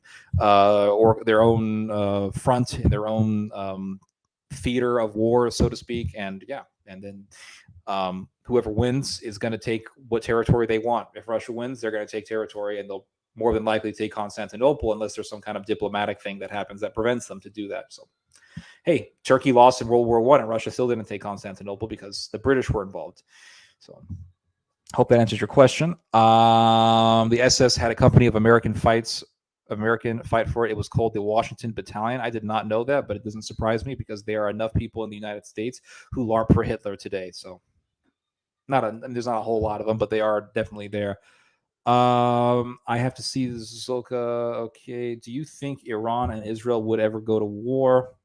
Israel has threaten Iranian nuclear facilities with destruction if they continue to expand into Syria. I think eventually something will happen, be it a war in which Turkey invades Israel, or maybe Turkey and Iran invades Israel. There's just too much hatred against Israel in the Middle East to even believe that nothing is going to happen. Like, you can't ignore that hatred, and eventually that hatred explodes. I don't know exactly what will happen, but I think that generally speaking, it's safe to say that there's going to be a massacre within Israel. Like, Jews are going to be exterminated in the Middle East. I believe that, yes. Who's going to do it? I think Turkey will be involved, more than likely Iran and others. Maybe even the Germans will get involved to resume from where they left off. Was there ever a Christendom to begin with? Yes, there was. There definitely was a Christendom. It wasn't exactly perfect, but it definitely did exist. When we say Christendom, what do we mean by that? Like, I think Christendom truly is the unification of church and state. Not a unification in the sense that the church and state are synonymous or they're one and the same, but a unification in the sense that they harmonize together for the good of the world, for the good of humanity. So you have the church influencing morality and thereby influencing the laws, because laws are based on morality, and the state enacting the morality of the church. That's basically what I mean by that. There have been different theological concepts for this. In the Western Catholic Church, or in the Western Catholic world, it was known as the Sword of Peter. Basically referencing the story in the gospel in which Jesus tells his disciples to sell their purse and buy a sword, and Peter says they are two swords, and Jesus said it is enough. One sword representing the church's theological authority, and the other sword representing the church's political authority. And so therefore the church, while dictating theology, also has an influence on the political conditions of a country, or on the political, or on the legislation, I should say, on a country.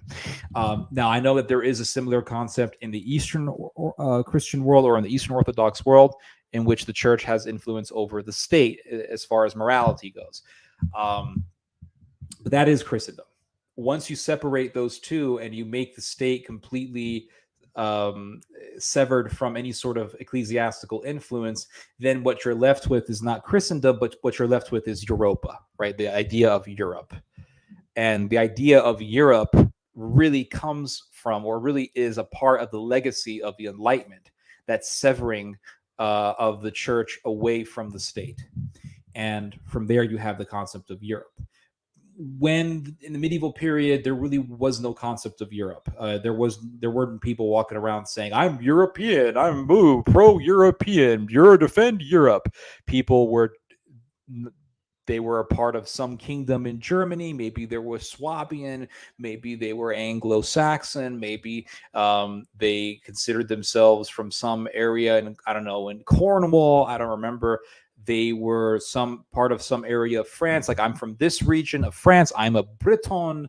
I am from Pomerania. I don't know. They would identify with the region that they were in. Once these and when they would fight for the count. They would fight for maybe a bishop. Even they would fight for the pope. They would fight for whoever was paying them. But then, as the Enlightenment, after the Protestant Revolution happens, the power of the church is greatly undermined, and the power of the church is actually completely non-existent in entire swaths of territory within the continent of Europe. Christendom has been halfway destroyed. But then you have the concept of the Enlightenment, and the Enlightenment comes in, the separation of church and state. Now the church is stripped away of its legislative authority, of its political authority, then what are you left with at the end of the day? What you end up with is just countries, nations. Some people, you have what you end up with is countries and nations that observe individual the liberty or the freedom of the individual to choose whatever religion he wants. That's what you end up with. And so the authority of the Catholic Church is greatly undermined. It's greatly crushed because now they have no leverage. They have no political leverage. They can no longer tell people they no longer have the power to, for example, and they did this a lot in the medieval period, to tell people that they don't have to pay taxes to their lord, that they don't have to pay taxes to their king because their king is a heretic. Like they don't have that authority any longer. It's gone. It's completely gone. So how could you call such a condition Christendom? It's impossible. It literally is impossible, because what you have is just a bunch of countries in Europe that are somewhat unified. I mean, eventually they all get unified by the I would say late 1800s. I mean, you end up with the Europe that you see today. In the 1870s, Germany became a unified country. I think also in that same time period, or within the 19th century, you definitely see Italy getting unified as well. Before that, Italy was just a bunch of states, and then they get unified, and the Vatican refuses to be under the unification because it knows that if it does, it would be basically under the mercy of Rome, of the secular state. So it didn't want to do that. So the Vatican got its own government. But that's it. Vatican City is just it's a state by itself. It's a little island by itself. Has no political authority. Has no political influence. It has some theological influence only in the sense that it can influence its flock, and that's it. I guess you could say it does have some political authority, or it has influence in the sense that it can tell its followers to do certain things or to believe certain things, and that would definitely influence the vote of the followers of that government's citizens. But that's not it's not really absolute political authority. Kings don't fear the Catholic Church. Governments don't fear the Catholic Church anymore. So there is no more Christendom. And to call the Western world today Christendom, I think, is either the result of a lack of education on the history of Christendom, or it's just being deliberately deceptive, because you have people who know that it's not Christendom, and they know the whole thing is not Christendom, but yet they're going to say Christendom in the name of some bullshit secular movement, which to me is garbage. So hope that answers. I don't even remember why I even started talking about this, but hey, I had fun doing it. Oh yeah, somebody asked me, was there ever a Christendom to begin with? For those of you who are very interested in the life and death of Christendom, I suggest that you read the book Christendom Dying by I want to say his name is Mark Greengrass. He's a British professor. He wrote this book. I read this book in 2017. Let me look it up real quick. I don't want to give the wrong title, but Mark Greengrass wrote a book called Christendom Destroyed. That's the name of the book, Christendom Destroyed. I read this book back in 2017. It was a very, very good book for the most part. There are some liberal ideas in the book, but nonetheless, it does give you a really well-detailed picture of the death of Christendom and how it eventually just died in the 18th century. So yeah, if you want to understand, and in the beginning of the book, he takes some time to explain what Christendom is and how when Christendom is no longer there, what you end up with is Europa. That's what you end up with is Europe. What you end up with is nationalism. You end up with Italian nationalism, German nationalism, French nationalism. That's what you end up with. Before, it was Christendom. It was, we're under the church. Yes, we have a king, but at the same time, we're not completely under the king. We're also under the power of the Pope. And if the Pope tells me to stop paying taxes because the king is a heretic, or I don't know, the king is divorcing his wife or something because he wants to bang some Spanish mistress, then I don't have to pay taxes to him. That was Christendom. It wasn't complete loyalty to the idea of a tribe or an ethnicity or a nation. It was loyalty to the king as long as he was loyal to the church.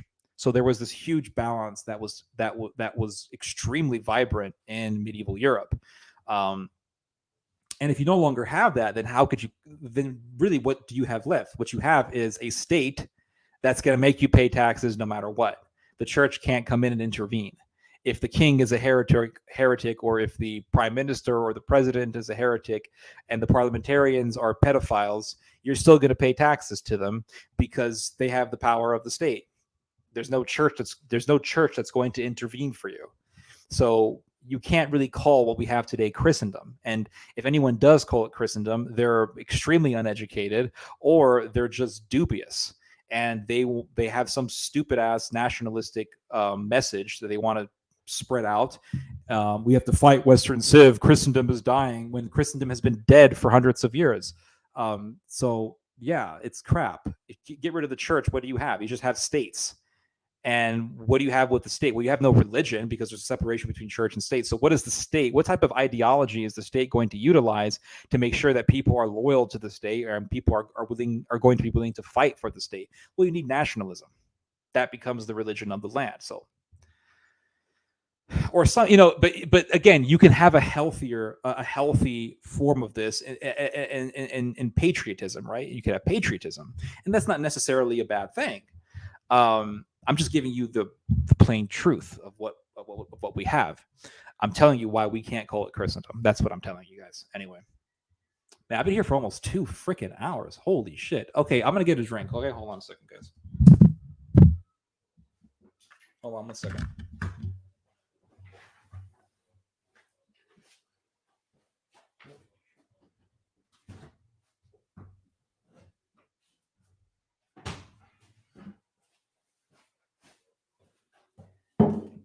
Oh, oy vey.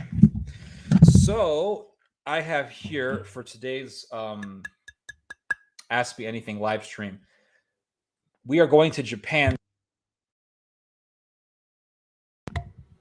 I muted my mic a little bit. So today we're going to Japan.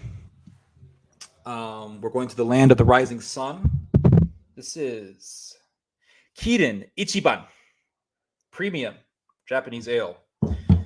So let's have a taste.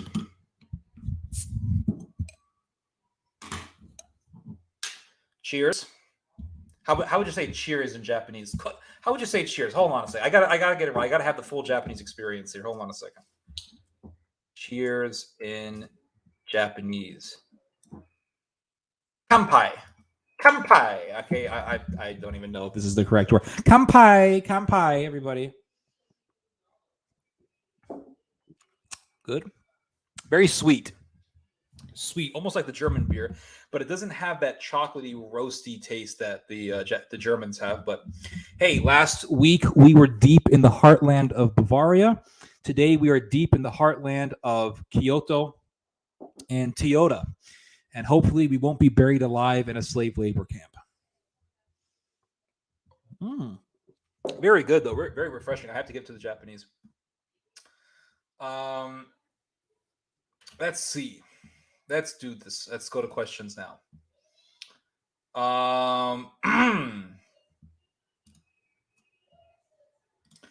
Stefan the Great, Michael the Brave, and John Hunyadi still fighting the Turks after Westerners bailed out. Yeah, the East held on, I will say. I Googled Zoka the Unhinged and nothing. Maybe I too. Blah, blah. The Spanish fought the Umayyad Caliphate for. I know that was during the medieval period, my friend, a long time ago.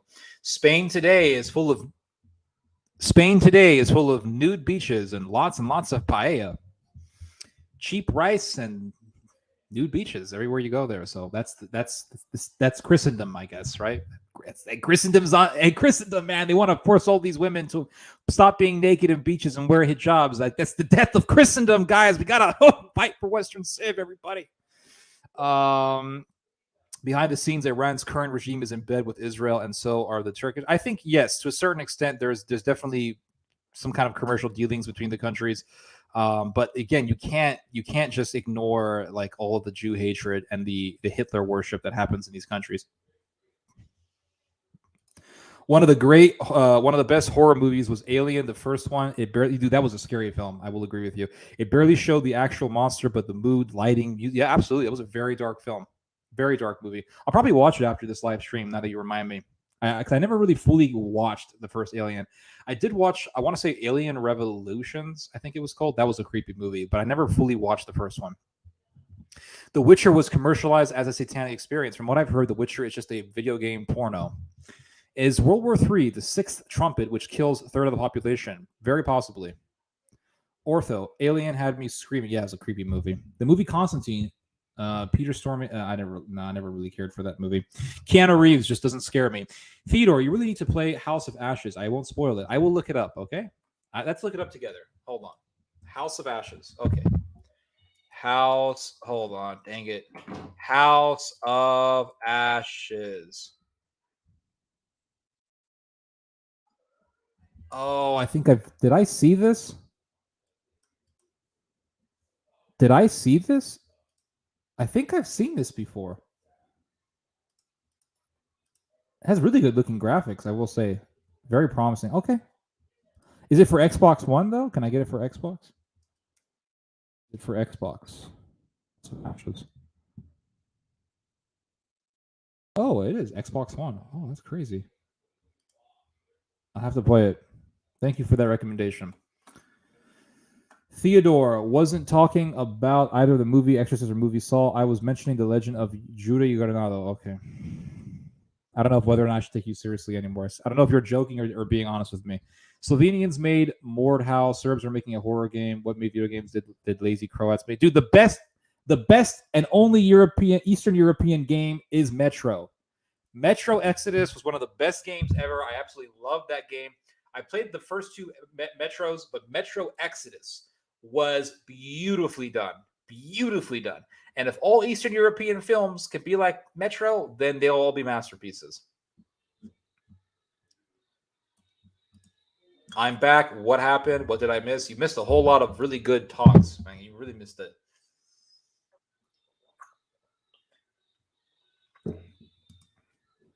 Let me confess, the day I break myself from the right mindset was when I encountered a lot of racist comments on conservative.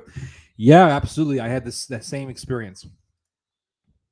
A lot of weird talk on those comments, especially on like Breitbart. So many freaking wackos. As I said, the story of we're back to the Zoran Milanovic guy. I don't even know who this is. The KKK is the original PL. I've heard this a million times. Croatian black magic is real. Doesn't Serbia have an entire village of witches? I swear this is true. I saw a Vice documentary on it, so it must be real.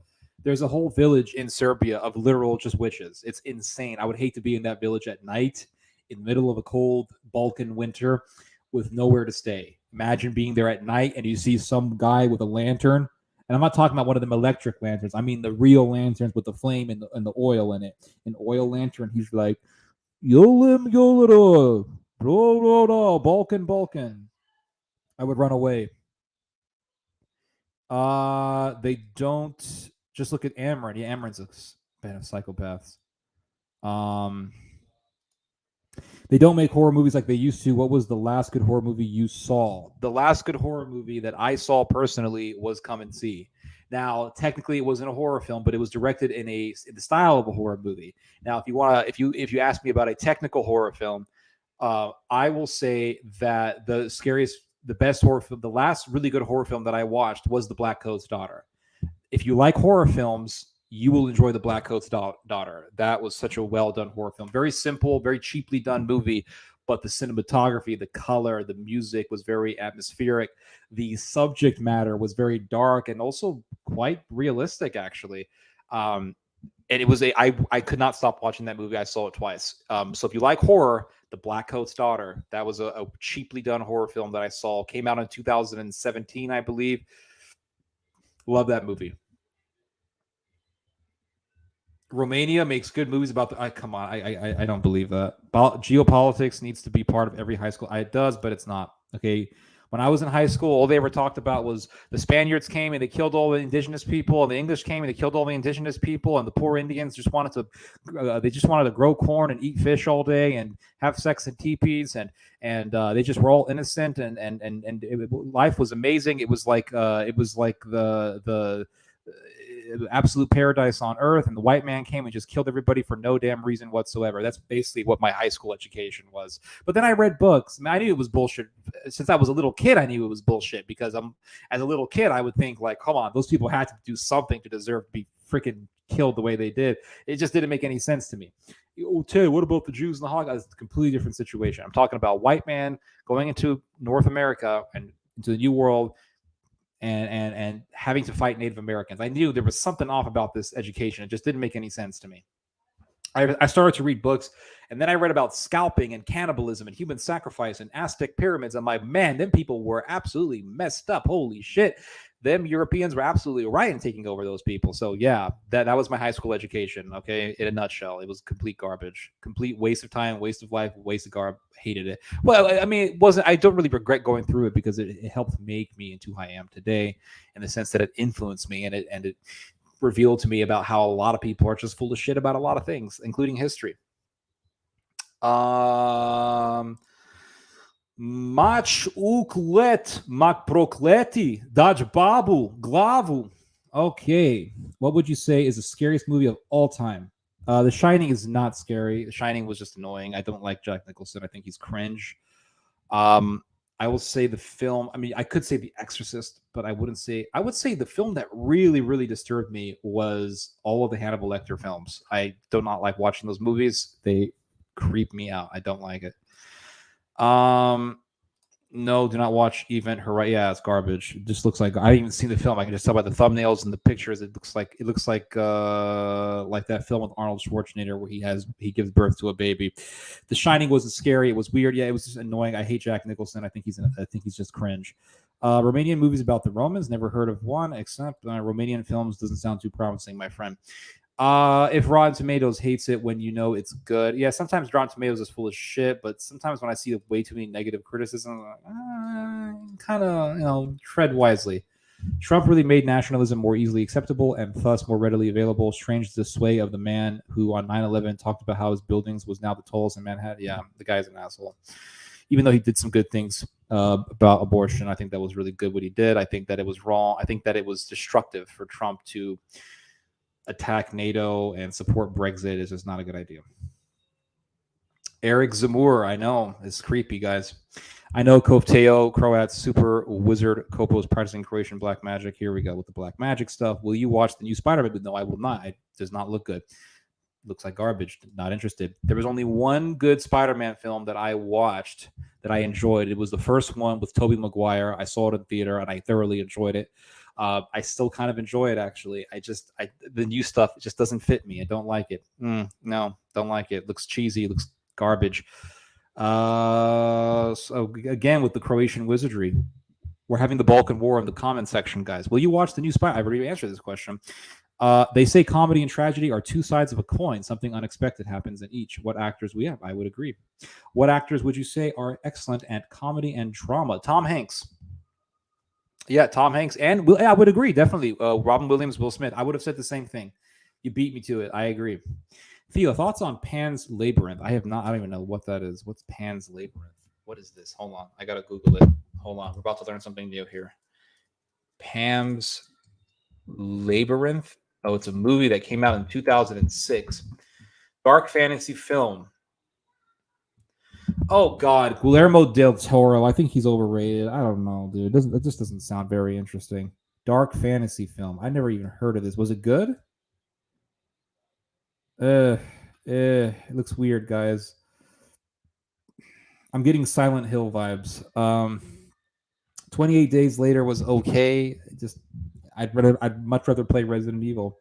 When it comes to zombies, I'd much rather play in the story or be a part of the story as opposed to just watching it.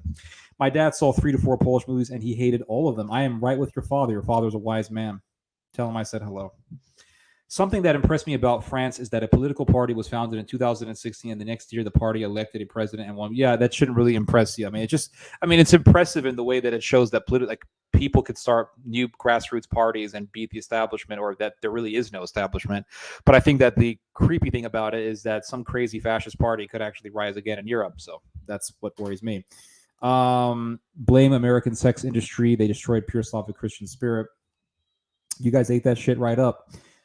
Fun movie fact: in Saving Private Ryan, all the main cast got basic military training except Matt Damon, in the hope that the cast would be built. Yep, I know. I heard this too. I don't know how exactly. I mean, I'm sure maybe there was some resentment, but I don't know how real. I don't know how ubiquitous that was. I'm not how widespread that was. I'm not entirely sure. Best Polish movie I saw was about the Soviet invasion of Poland in 1921. No hanky. What's the name of the film? Is it black and white? Oh, from 1920. Yeah. Wait. Oh, wait.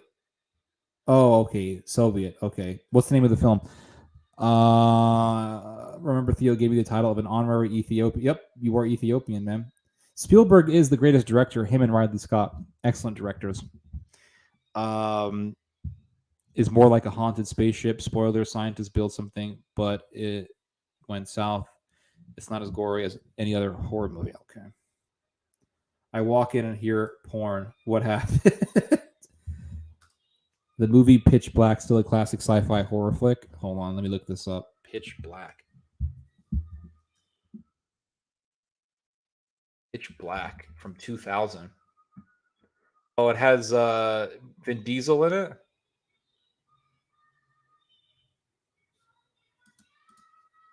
Is this even... Hold on. Vin Diesel. Oh, Riddick. Oh, Chronicles of Riddick. I never saw this, but I heard it was good. There was a video game based on the film. I never played it, though. Fun movie fact: Heath Ledger almost broke Jake Gyllenhaal's nose by grabbing his head and kissing him too hard. And just stop. This is disgusting. Polish movie that I saw was Sala Samoboyokov. That was a crazy movie. Hold on, let me look this up. Suicide Room? Suicide Room movie. Sensitive and Lost Teenager. Polish drama film premiere was held. Blah, blah, blah. Berlin International Film Festival. That's promising. The film centers around Dominic. Hold on. Here we go. This exactly. You really gave me something that fits into what I said. The film centers around Dominic Santorsky, a sensitive and lost teenager who is the son of wealthy, success-driven parents. After a series of dares and humiliating events, his classmates mock his homosexuality. I mean, seriously, what's up with these Eastern Europeans and being just absolute degenerates? Not interested. Garbage. Chopo the Great died while fighting a demon Serb lord. Then he... Are you guys playing like World of Warcraft on the comment section? If that sex film rant in Yiddish, it would be close to perfection. Got to deal with the Jewish accent. The respawn point is in of all places. Cold you the Gray. I, however, wouldn't have never done that. Please spare my internet connect. Oh my god. You guys are literally role playing in the freaking comment section. I'd like to recommend 2 video games you might like: Max Payne and Lenore. I'm pretty sure I've heard of all of them. I know Max Payne. Yeah, I never really got into them. Sorry about that. Never got into it, man. Just never really fit my interest. Some kind of like Flint here. I have bad memories about the cheesy Pearl Harbor was complete garbage. I mean, listen, the battle scenes in Pearl Harbor were very well done. The Japanese attack was very well done, but everything else in that movie was garbage. It could have been a masterpiece if it didn't have a romantic story in it. You have freaking Ben Affleck banging some woman, some nurse, and then his friend bangs her because she thinks that he died in war. Why? Who gives a shit? Who cares? This is a stupid soap. It's not a war movie anymore. It's not a masterpiece about. It's not a masterpiece about the war. It's about some stupid love interest. It's a soap opera. It's garbage, absolute garbage. Who wants to see that crap? That film was complete shit, dog shit movie. Hated that movie so much because it destroyed it. It got a good idea and just threw it down the freaking toilet. U571. Is this the one with Sean Connery? Hold on. U57. Is this the one with Sean Connery, or is this the one with Liam Neeson? U571. Oh, this is the Liam Neeson one. Hold on. Is this the Liam Neeson one? It has freaking Bon Jovi in it. What the hell? Bon Jovi is in this movie? Holy shit. Is he gonna sing about going back home or like living on a prayer or something? I mean, I hear Bon Jovi and I have to tread wisely with this one. I can't take it seriously if it has Bon Jovi in it. I can't do this, guys. I can't. I'm gonna fall asleep in the middle of this movie. After watching Saving Private Ryan, Braveheart, We Were Soldiers, Black Hawk Down, and other masterpieces, I can never go back. Like, my standards for a good movie is pretty freaking high. And if I see something that's short of those standards, I just am not interested in watching it, especially when it comes to war. Like, when it comes to horror, my standards are The Exorcist, Hereditary, Black Coat's Daughter, The Witch, very well done horror films. If I see something that it looks like it was filmed, I swear, it's like you had movies that were filmed in 2003 that looked like absolute garbage, but people love them. And I see films coming out today that look like they were filmed in the early 2000s. And it's like, guys, this is some outdated garbage. Like, if I see a film that looks like it was filmed in the early 2000s, unless it was filmed in the early 2000s, it's complete garbage. Now, there was a horror film that came out in the early 2000s. I think it came out in 2002. That was truly scary. It was called... Dang it, what was it called? I forgot. Hold on a second. Horror movie. I think it was called Session 9. Hold on. Is it the name of the film? Session 9. This film came out in 2001. This was probably the best, not probably, this is the best horror film that I've seen from the early 2000s. And if you have not seen Session 9, dang it, you need to see it if you like horror, because that film does a very good job in disturbing you without even showing you something that's creepy. It has you hear things that's creepy. It was a very well done film. Like, have you ever heard someone talk and they just creep you out? Session 9 does this masterfully. This was a great film. So again, if I see a horror film and it's not like Session 9, or it's not like The Exorcist, or it's not like Deliver Us from Evil, or it's not like Hereditary, like, if I don't see that, I'm just not interested. You know what I mean? Like, I just can't be interested. It's like, well, watch this film. It's about this guy who falls in love with this woman, but it turns out that she's a vampire and bats fly out of her ears or something. Like, I'm just not, I can't do it. I can't do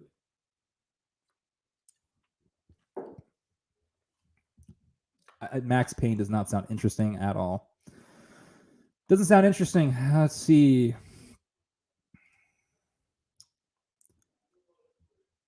Aragonski. Sounds like that Polish director secretly wanted to do a porn movie. I want to do a porn movie, but porn film. I want to do porn film. Dad want me to make movie about Warsaw Uprising. What do I do? What do I do? Cries and cabbage. Michael Myers' mask is just a Star Trek Captain Kirk plastic mask painted white. Halloween's production designer had an incredibly small budget, so he bought the mask for $1.98. Awesome. I never liked that film because there really is nothing interesting about it. It's about a guy who kills people. Not interesting. Don't care. Theo gets to someone's simple question, goes on a 15-minute rant. Also, Theo gets to your serious questions and responses. Yeah, okay. Hey, it's got to interest me. Okay, we're going by complete impulse here. Who the hell is this Aragonsky guy? I mean, really? First the Horror of Babylon, then COVID, black magic. Now we're talking about some guy, Aragonesky. I mean, it doesn't sound very interesting, but he always makes you laugh when he gets into his flow. I gotta get that state of flow. Fun fact: O.J. Simpson was almost cast as the Terminator, but James Cameron thought he was too pleasant. Oh my God, what a nightmare! You know, in the movie The Matrix, they were actually thinking about, I'm not even exaggerating this, they were actually thinking about casting the lady from, dang it, what was the name of that female actress? They were actually thinking about casting Sandra Bullock to play Neo. If that ever happened, nobody would be talking about The Matrix today. Nobody would give a shit about The Matrix. If, like, oh yeah, Sandra Bullock played in this 1998 sci-fi film where she like fights machines and wears sunglasses and does backflips and spinning hook kicks on people who are like quadruple her weight, her body weight. Like, Yeah, great film. And then they were thinking about bringing in Will Smith, and Will Smith refused to do it because it was just too weird for him. And thank goodness that didn't happen, because if Will Smith played in The Matrix, it would probably get some kind of like cult following, like Men in Black, but it probably would not have become the follow. It probably would not have gotten the following that it does now. So yeah, imagine Sandra Bullock as Neo. It would be like Miss Congeniality, but you have a woman doing martial arts. It's just so stupid. It's so incredibly dumb. Let's see here. I watched Lord of the Rings 1 and 2, and tomorrow I'll watch Lord of the Rings 3. We'll watch it with vodka mixed with cola. Good. Cheers. I hope you enjoy yourself. The amazing thing about Lord of the Rings is that the Lord of the Rings 1 was made in like 2002, and it still looks great. That's the thing, which really goes to show you that even in the early 2000s, if they wanted to make a good movie, they could make a good damn movie. Just like in 1998, when Spielberg wanted to make a good World War II film, he made a damn masterpiece. Which really goes to show you that all this cheap shit production that you see from the early 2000s and late 90s and 90s in general, it really all was the result of just shitty production, not because they couldn't do it. Chinese are getting better at making. Yes, they are. Definitely, there's some great films that come from China. City of God was another masterpiece. Oh, City of God. Did I ever see that? City of God. There was a great film called Children of Men, which was an absolute masterpiece. If you have not seen Children of Men, you definitely should, because it has actual illustrations that parallel more with our own times than we think. And that film was made, I think, in 2004. No, 2009. I think it came out. Ted, how to say this without pissing you off, but I don't give a shit about Holocaust movies. Okay. I mean, everybody has their own interest. You don't care. I care because I care about the subject of genocide, because I don't like genocide. So I think Holocaust films can do a good job in artistically depicting the reality of that horror in a way that conveys a message. And I think that has been one of the purposes of art since the beginning. Little known fact about Polish movies is that every fact about Polish movies is little known. They all suck. They all suck. Literally, they all suck. In Africa, every 60 seconds in a minute passes. Modern movies, especially rights, sucks nowadays. Not all the time, but for the most part. But you can say that about any decade, because most films in the 90s suck. Most films in the 80s suck. Most films in the 70s suck. All of the films in the 30s sucked. I don't think movies really started getting good until maybe the 60s. Some movies started getting good, but before that, oh my god, they all suck. Boring ass garbage films, black and white garbage. Nobody wants to see that. But if you want to see that, you're some bourgeois hipster who drinks IPAs. Okay, you don't give a shit about World War II films. Okay, maybe because you have some kind of internal agreement with fascism. I don't know. I don't know. I don't know why. I don't want to judge you, but that's your thing. It doesn't bother me. If you ever had the chance or opportunity, if you ever had the opportunity to produce your own film, what would it be about? Okay, so if I had I gotta drink something because we may be getting into a long rant here.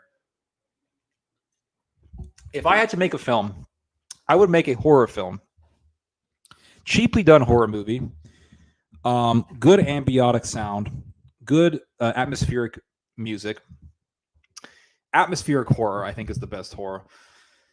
And it would be about a family escaping from something. And in the beginning of the film, you would have no idea what they're running away from, but you would know that they're running away from something, and they're hiding. And they eventually meet this family that is willing to hide them in their home, and they hide them in their home. And they think that this family in the beginning are just really righteous people. And in the film, I would have the characters sort of say things that relate to what they're running away from, but they wouldn't expose everything, but they would give you some kind of clues. And maybe like in the last 30 minutes of the film, it would be revealed that the family that's hiding them is actually a bunch of occultists who are involved in the Germanic paganism or some kind of Indo-European paganism, and an entire mob of villagers with pitchforks get into the house and slaughters almost all of them. We'll have one or two escape. And it will be revealed that these are Banderas, and the family that hid them are devil worshippers, and they're absolute monsters. And I would do it in a way that's atmospheric. I would do it in a way that's somewhat dramatic, and I would make sure that the actors have the best facial expressions that would fit the situation, that would fit the occasion. Just like in Come and See, the little boy when he's in the village and the village has just been wiped out. He has that look on his face that's just so iconic, and I would make sure that the film would go down that direction. It would have a simple plot, but the way it would be executed would be done. The way that it would be executed would be enough to horrify the audience and to disturb people. Hope that answers your question. What do you think Sauron would do if he was placed in modern? I don't care. Does this guy ever read the chat? I'm a first timer. Is it worth staying? Dude, I've been reading your comments this whole freaking like multiple times. I've been reading your fun movie facts. I don't know if you're trying to troll me or maybe you're like not patient enough. I don't know. All he does is read chat. He's replying to a comment. Yeah, exactly. Europe is post-Christian now. It is paganism meets the Talmud. A lot of people in Europe are neo-pagans, but I think most people just don't really. They're just kind of indifferent to religion. He likes to talk way too much. Well, that's what I'm here for. I'm here to talk, guys. Not here to read about your role-playing game in chat. We are time traveling to the future 1 second at a time. Yep, very true. He must read as many as possible. His ring would be stolen by Romanian Golem.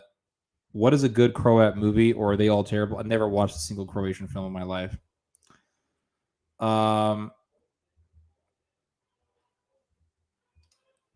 He's super smart, but it's also really important to engage the audience. I've been reading your freaking reading your comment right now, Lola. Calm the frick down. Dang. Holy shit. Oh, yes. Let me just speed read all of your comments like I'm Ben freaking Shapiro. Over here, the highly esteemed old iron merchants have names such as Elvis. Keep whining like that. He'll probably start talking about attention whores. Just ask Ted about his chickens and their harem marriage. What? Again with the Croats. Oh my God.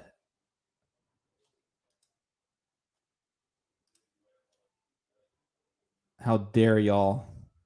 Theo pronounces so many words wrong. Help me with my English, please.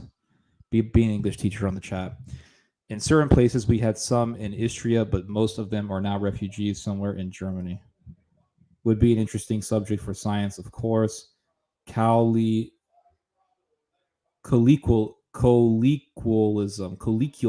There's certain words I just have difficulty saying.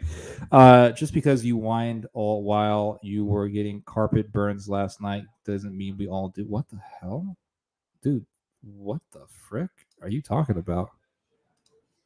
You would be surprised how many are starving, maybe not to the bone like in Africa, but many in the home. But yeah, there's so much starvation in America. People are just starving. Come on, dude.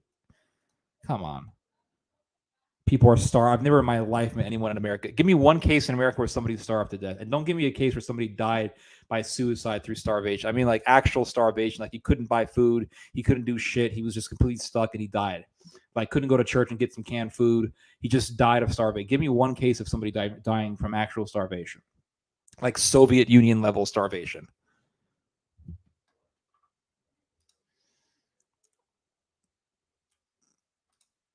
Apparently, some iron merchants in Croatia also speak some archaic version of Romania.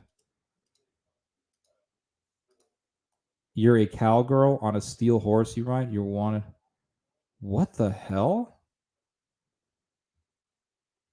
Okay, if this continues on to escalate, I'm gonna have to ban somebody. Gypsy language would sound archaic. Even aren't gypsies like some ancient Indo-European people who somehow came to Europe? We have no idea who these people were. Maybe they're like some lost tribe from the Indo-European migration into India. They ended up in Europe and they ended up with people who just didn't like them. Sometimes I think that there was some kind of migration that happened where you had like a whole bunch of Indo-Europeans migrating to Europe. They went to India. They went to parts of Asia, other parts of Asia. and they went to the Middle East, and I think that maybe the Gypsies were an Indo-European people that just nobody liked, and they ended up in Europe, and the lighter-skinned people, lighter-skinned Indo-Europeans, didn't like them, and they just ended up as perpetual beggars. I don't know. That's just my theory.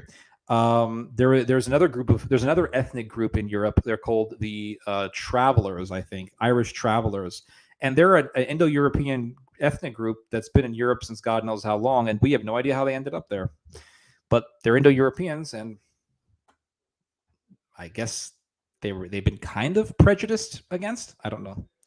I don't believe Muhammad ever existed. Okay, here we go with this Robert Spencer argument. I don't believe that. If you have, it's like saying, all these people follow Jesus Christ, right? Let's say all these people follow Jesus Christ, and it's like saying, well, he didn't exist. Well, how the hell do you have thousands of people follow this man? How the hell do you have thousands of people follow Jesus Christ if he didn't exist? It's like people aren't that stupid. How do you have millions of people following Muhammad today? How did you have all these Arabs by the thousands following Muhammad in the medieval period, in the Middle Ages? Like, how did that happen? And some guy didn't exist. Oh yeah, this guy named Muhammad existed. Oh really? Oh yeah, prove it. Oh yeah, he wrote this book. I've never seen this man. Like, it just doesn't exist. I'm sorry, it just doesn't mean it. It just, yeah.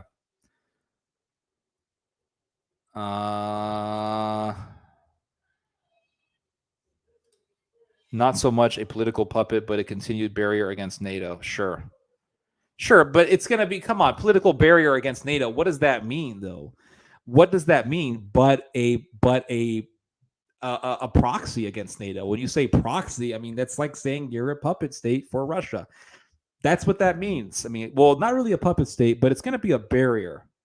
Well, how would it be a barrier if it's not under Russian influence? It's just that's really the reality.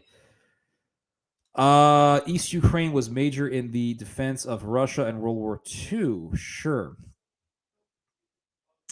You'll do many other things too, but I won't embarrass you by mentioning them. Okay, this is getting out of hand. Lola, if you continue with these crazy insults, I'm going to have to ban you. China also little to no military experience. Yeah, they suck. Their officers and generals have never fought a real war. Nope.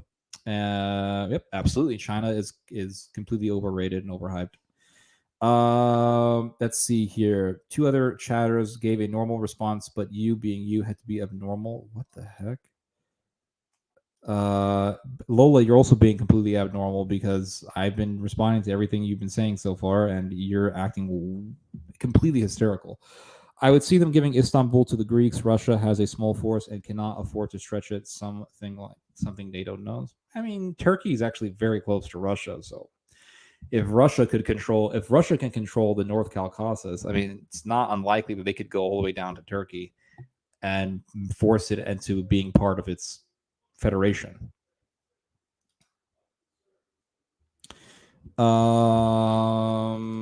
When they are ready for war, they will do a sneak attack like the Chinese attacked MacArthur in North Korea. Okay.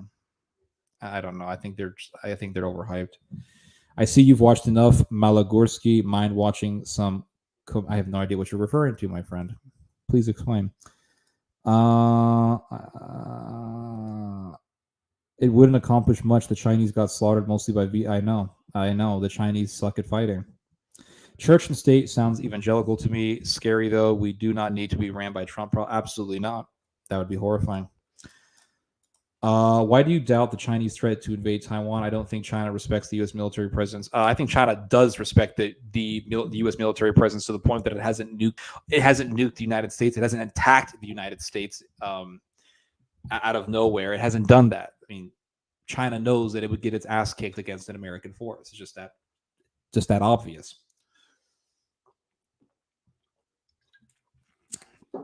I don't think China wants to deal with a full-blown Japan that's back on the warpath either.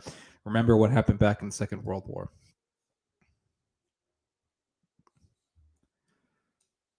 Doesn't the Antichrist appear around the time Iran is destroyed? Daniel, I'm not an expert in prophecy. Maybe. I think it's been a while since I've heard about these things. Again, with the Catholic questions, I can still consider myself Catholic. I just don't want to be in a church with a sexual predator. I was hoping that would be simple enough for people to understand, but apparently it doesn't stick with people. It's like sexual predator. That's like if you put your kid in a school and there were three separate teachers who in three separate times sexually harassed your child. Okay, then you just say, okay, enough is enough. This school is bullshit. You pull your son out of the school, and everyone's like, why wasn't your son in school today? Why wasn't your son in school? Is your son still attending school? Why is he attending school? Why is he coming to school today? Not coming to school today? It's like the same. You would think people would get a hint like, oh, this man's been sexually harassed several freaking times and has dealt with actual predators in the church, and the church didn't do shit about it. And now he's not going to church. I'm so shocked. I mean, it's like, get real, guys. Honest to God. Get real, really. Holy moly. Cataloni. Lots of Revelation stuff. Look, 70 AD. Yeah, the temple was destroyed and the Jews got raped by the Romans and the diaspora happened. Merry Christmas, guys! I just want to wish everybody a Merry Christmas, Happy Holidays. Hope you guys will have a wonderful Christmas because Christmas is on the way. Everybody.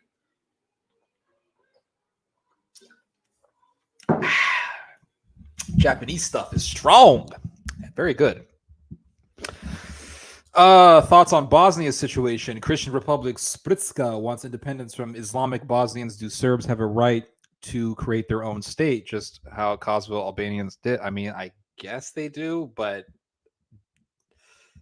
if things like this happen and the Balkans continue to balkanize and fragment, you're just going to increase the prospect for people killing each other. So, I mean, if you could support it if you want, but don't be surprised if people start cutting each other's heads off and making shish kebabs out of each other and Albanians start taking people's organs. Oh, okay. Is the one who convinced me that Allah is Satan just saying, oh, too seriously, do you have to separate the Al and the law because you're afraid YouTube's going to ban you or what? I don't know. Just saying in Isaiah 14:14, Satan, I will make myself like the Most High. Islam, make Satan wish come true. The Antichrist will definitely want to be like God and will declare himself to be God. I believe that definitely, yeah. But who knows? For all we know, he could be some guy. He could be like some Turkish billionaire tech guru. I don't know who he's gonna be.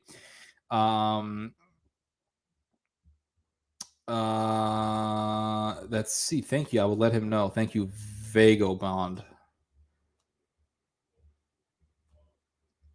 Yeah, maybe they'll follow the art of war, but they suck at fighting. Let's see. The Japanese sneak attacked the Russians at Port Arthur, 1904. They sneak attacked the U.S. Yeah, sneaky. War is trickery. But I do know an invasion of Taiwan is no easy task, especially if the U.S. make. Okay, let's talk about the invasion of Taiwan. I don't know. If China tried to invade Vietnam and it got its ass kicked, and it left in like what, a month or something, a few weeks. It left It left Vietnam. So China sucks at fighting. And it's pretty obvious, guys. The Young Turks that broke away from the Ottoman Empire are in control today. Yes, they are. You are correct. And that's why they all worship Kemal Ataturk. Merhaba. The Chinese sneak attacked India in 1962. They also sneak attacked Vietnam. Hold on. When did they sneak attack? Hold on. Was this over like Tibet? 1962. China, India. Sindo-Indian War. Who won? The Sindo-Indian War between China and India occurred in October to November 1962. A disputed Himalayan border was the main cause of the war. Let's see casualties. There were more Indian casualties than Chinese casualties because India sucks even more.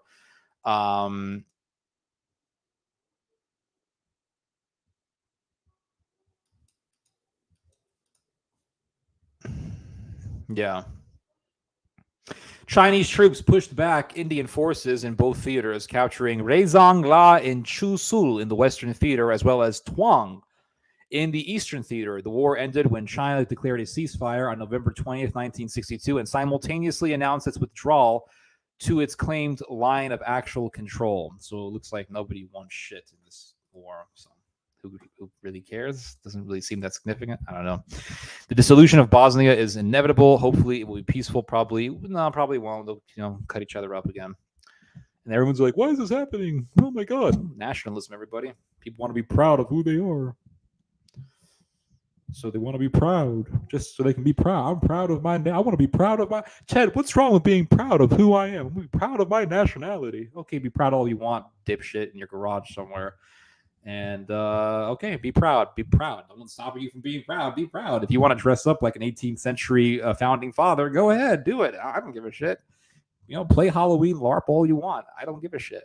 But then when you actually get what you want, don't be like shocked when the consequences happen. When people actually follow your ideology in the Balkans or whatever, and they split from this country or split from that country, don't be surprised when people actually kill each other.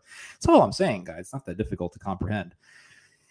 Ted, what's wrong with being proud? You get all these stupid people who think they're like smart, and they got me with the question. What's wrong with being proud of my nation? You can be proud all you want. You can be proud about being a Midwestern white boy drinking 12 beers a day, and hoping your wife doesn't scream at you when you get back home. You can do that. You can do that. No one's gonna stop you. People in the Midwest do that every single day. People in the Midwest go to bars every single day. They go to bars every single day, guys. They go drink beer just like crazy Germans do. And they're like, well, the wife's back at home, and she's really mad at me. And how do they talk in the Midwest? Oh, the wife back at home. Ooh, really, really. Oh, yeah. I called her up and said, hey, honey, I'm gonna be home after work. I have to do some extra stuff for the boss, But she doesn't know I'm here in this bar. Be proud all you want of that bullshit. I don't give a damn. People can be proud all they want. I don't care. Who's stopping you from being proud? But when people actually be nationalistic and they actually do something that makes a huge difference, like, I don't know, split a country up, and then war happens, don't be surprised when, people get decapitated on the streets. I think that the Midwest should form its own confederacy. We should have the European, we should have the, not the European, we should have the UMW, the United Midwest, the UMWF, the United Midwestern Front. We should just create our own government. Okay, the UMW forms, breaks away, declares independence from Washington, and declares its capital to be Chicago, or maybe Kenosha. I don't know. And what happens? Washington will declare war on the Midwest, and all the beer drinkers are going to get slaughtered by the U.S. National Guard. Sure, it'll be a bloody war, but you're going to have a bunch of idiots in the end saying, why did this happen? Why did this happen? Should have just drank your beer and enjoy your life.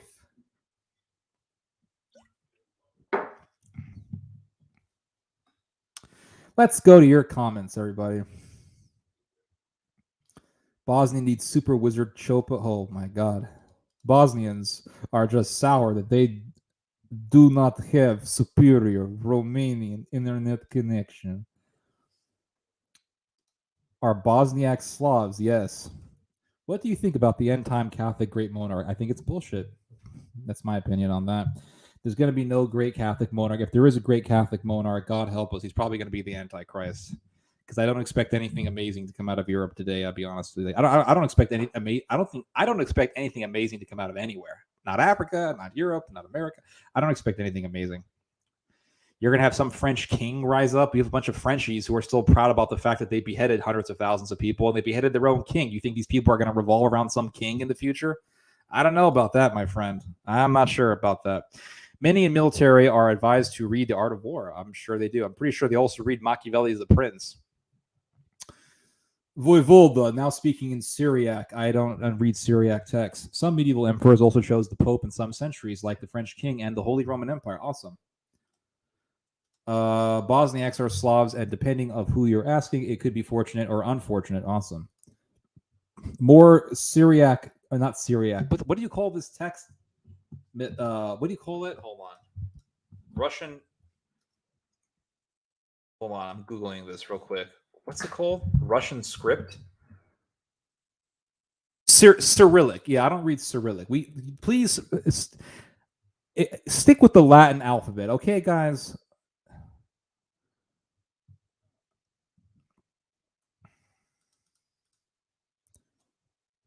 Okay. Illyrian. Damn Chromebook keeps shutting off. Oy vey. Oy vey to you. Japanese beer? Are you kidding me? Sapporo? No, it's not Sapporo. It's Kirin Ichiban. Japanese make the best beer in Asia. Probably correct. But I think the Chinese are also pretty good. Kirin, yes. Kampai. Weeb. Samba. Cheers, mate. Had one from my priest. Oh, awesome. Cop and sub. I am Romanian, bro. We all knew you were Romanian, dude. You don't have to tell us. It's like saying you're vegan.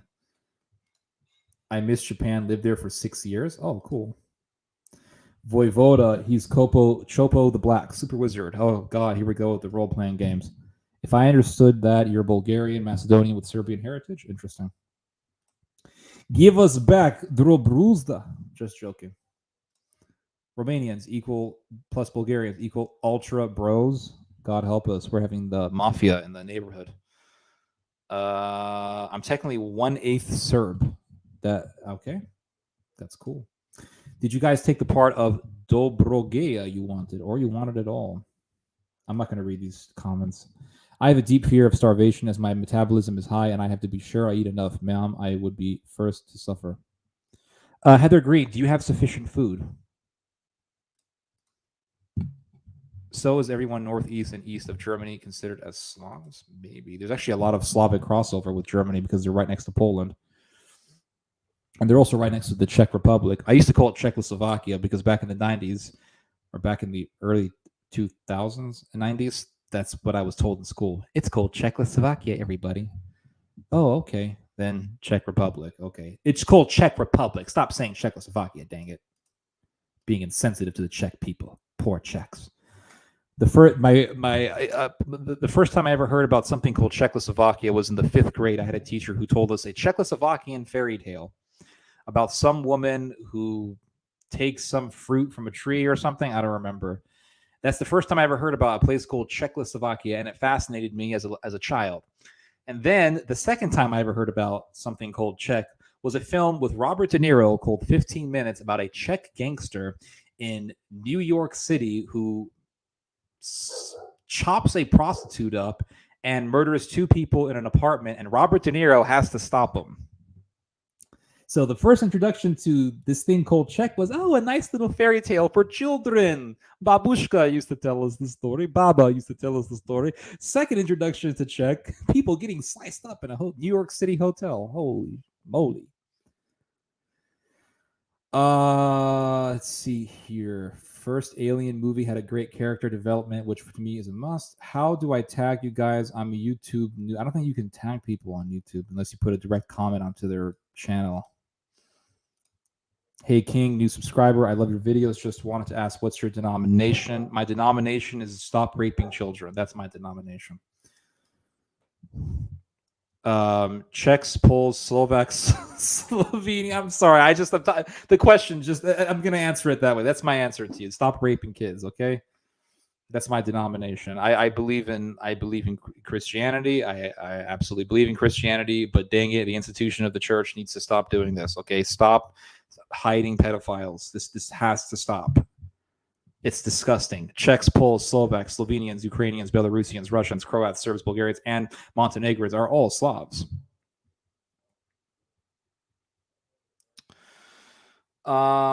You Bulgarians kicked out Romanian ass pretty quickly during World War I. Well, it's more complicated than that, my Romanian bro. Oh, God, we got the whole of Eastern Europe up in this chat. Okay, I'm going to fast forward a little bit here. Holy moly, you guys have a lot of comments. This has been a fun night. I did not expect this night to be to have this much energy. The French say you only live twice, the life you're born into and the life you create for yourself. We will dominate Ted's chat. Spanish. Okay, hold on. Spanish language. Oh, Rec 1 and 2 I heard was really good. I need to watch that one day. I have not, but it's definitely in my list of films to watch. Is Theo Italian? No, I'm actually Middle Eastern, Semitic, but close enough, right? I mean, Italian people are pretty Semitic mixed. Don't you hate it when you know you're right, but you don't know enough on the top of your head? Yep, I know the feeling. It's terrible. That's why you should write things down. There are some Romanian words of Dacian origin. Sure. Do you want to have a Discord call? I'm not entirely sure. I don't know. I might be here for a while, my friend. Maybe too late for you. adding the second horror film too. Most of us are Balkan stock and not East Euro. Balkan, Romania, Bulgaria, stuffed cabbage. Let's see. What else do we got here? Native Americans, the state of Washington, used to sacrifice children. Yep, they were no savages. I agree. Thank God for the white man. First Balkan War was a perfect. Then the sequel, the sequel. You guys all scraped each other, and you guys sided with the freaking Turks to defeat the Bulgarians. Many Europeans don't over-sexualize their bodies like in the Puritan Valley. They over-sexualize all the time. They got nude beaches. What are you talking about? Nude beaches, Heather. Come on. They porn everywhere over there. Give me a break. As soon as you turn the TV on, there's porn. I am a Semite, my friend. Semito Euro. First Balkan War was just, I already read this. Spanish horror. Yep, absolutely. It was a masterpiece. Absolutely loved it. I already read the French thing. The newest Riddick was dumb. They rehashed it. I never saw it, so I wouldn't know. But yeah, I'm pretty sure it was pretty cringe. If you love horror, Shudder 2004, best horror film from Thailand. Oh god, Southeast Asian horrors in general are just not very exciting. There was this one Japanese film that everybody was talking about. I forgot the name of it. It was like Noira or something. Everyone's like, "Oh, it was a masterpiece. It was so scary." And then I actually watched it. I freaking literally fell asleep in the middle of the movie. Like Asian horror movies are just so boring. The only good Asian horror film that I ever watched was a film about a Korean exorcist. That film was actually decent. But oh my god, like all these films that people praise as masterpieces, like what was the name of that film? Dang it, I forgot what it was called. The Wailing. There was a Korean film called The Wailing that was boring. It made me fall asleep. And there was one film about a guy who ends up in some village somewhere, killed mice, and I just fell asleep. And everyone was like, this movie was a masterpiece. I'm like, this movie was garbage. I'm sorry.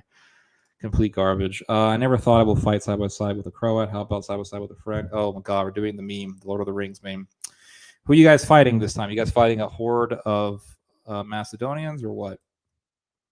Theo Shapiro. Oy vey. Fun movie fact, Sean Connery turned down roles in The Matrix, Lord of the Rings, and Jurassic Park. What a terrible investment decision that he made. Sounds like a lame movie. Oh, thank you. Super Plaque Magic, Wizard, blah, blah, blah. Ted calls for decency in the chat, and Cove Tail will not answer. Sean Connery wore a wig in every single one of his Bond performances. Makes sense. He's an old bastard trying to play a young guy. Those Bond films are freaking hella boring. I think Apocalypse Now was the best horror movie ever. I'd say that you were 100% wrong, and I think that your opinion is, I don't know. I can't agree with that. There's only one good scene in the film Apocalypse Now, and that's in the end. I wouldn't even consider it to be a war movie. It's like basically a drug movie. But I did enjoy the ending with Marlon Brando. I thought he did a really good job. We were soldiers, scene with the Asian guy getting napalmed then as they carry up. I know. I saw that film in theater, and believe it or not, there were a group of black kids in the bottom of the theater going, "Hey, man, look at his legs, man. Look at him. Flesh is coming off, man." Some old timer got up and said, "Shut up!" And those kids all shut their mouths. You believe me. Some old Vietnam vet got mad and freaking yelled at those bastards. Pissed me off when I was there. Ted, have you ever watched Cross of Iron? It's a World War II film that takes place in the Eastern Front. It's from the German perspective, but critical of the German war. I have not seen this film, but I will definitely take a look at it. Maybe take a look at it. Okay, let's just look it up now because I'll forget. Hold on, what's it called? Cross of Iron. Cross of Iron. 1977 film. Looks hella boring. Sounds boring, mate. I don't know. Let me look at it here. I don't know. It looks kind of boring.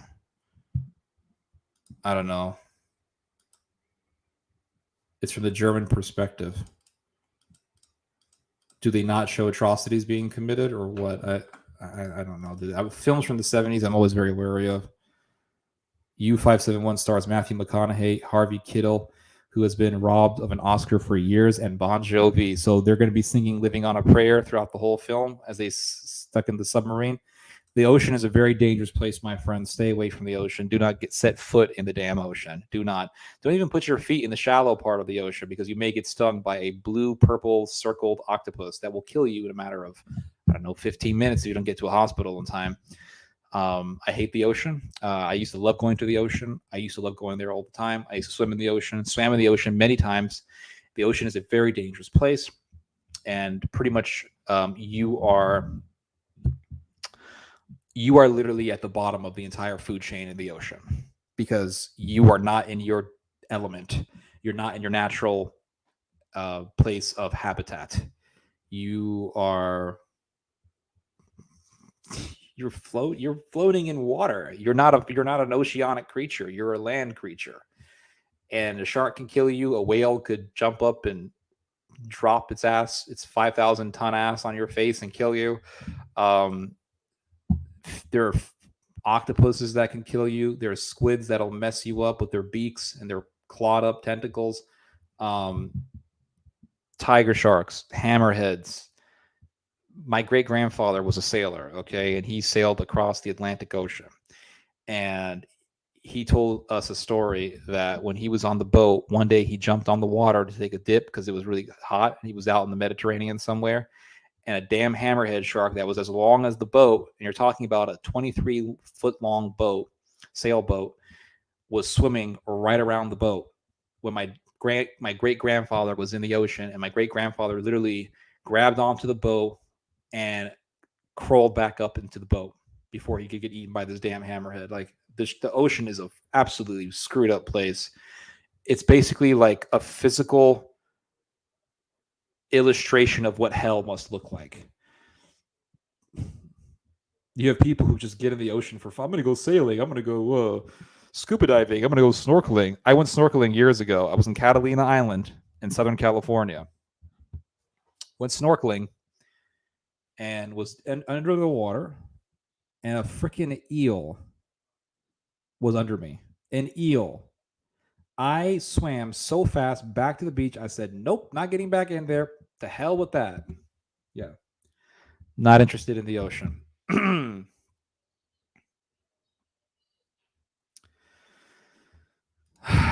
What do you think of Mel Gibson's Apocalypse? I think it's a masterpiece. I think it was a beautiful movie. I loved it. I've never played a World of Warcraft. I don't care. Okay. How's your dad? He's doing great. Did you check out the movie No Man's Land about war in Bosnia? I'm going to look it up right now. Let's do it. No Man's Land movie. No Man's Land.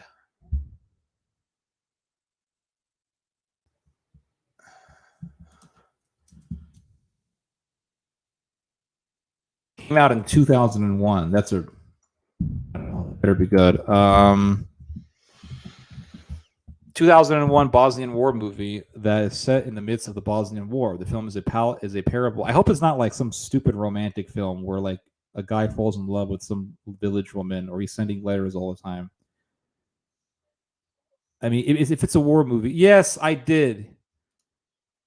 I'm pretty sure I saw this movie. It's about these two guys who get stuck together in a war or whatever. Caught between the lines in no man's land and a struggle for survival to two soldiers. Yep, I saw this film. I saw it years ago. It was an interesting film. Interesting historical parody. And I love its criticism of the British.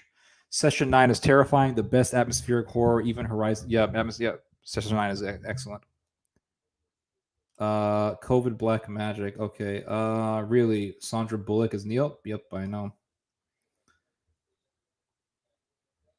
Sandra Bullock was brilliant in Gravity, though. In my memory, Playing Tricks on Me or Does Theo have a Discord server? I do, but I don't use it anymore because it's annoying. People just start randomly calling me.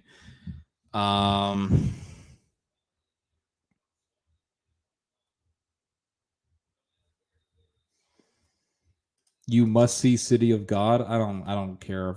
Keanu Reeves. There was only one film I enjoyed a minute, and that's The Matrix. Old Henry.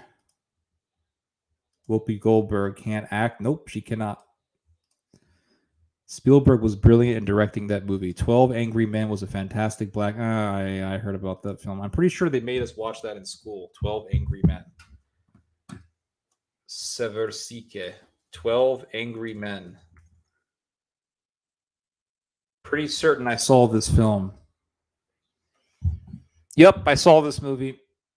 I fell asleep throughout the whole film. No joke. I literally fell asleep. I'll tell you a funny story. When we were in high school, they made us watch this movie. And at that time, I didn't sleep. I literally would go to bed at like 5 a.m., 4 in the morning, and then have to wake up at 6 a.m. to go to school. So what do you think I was doing most of the time in school? I was sleeping.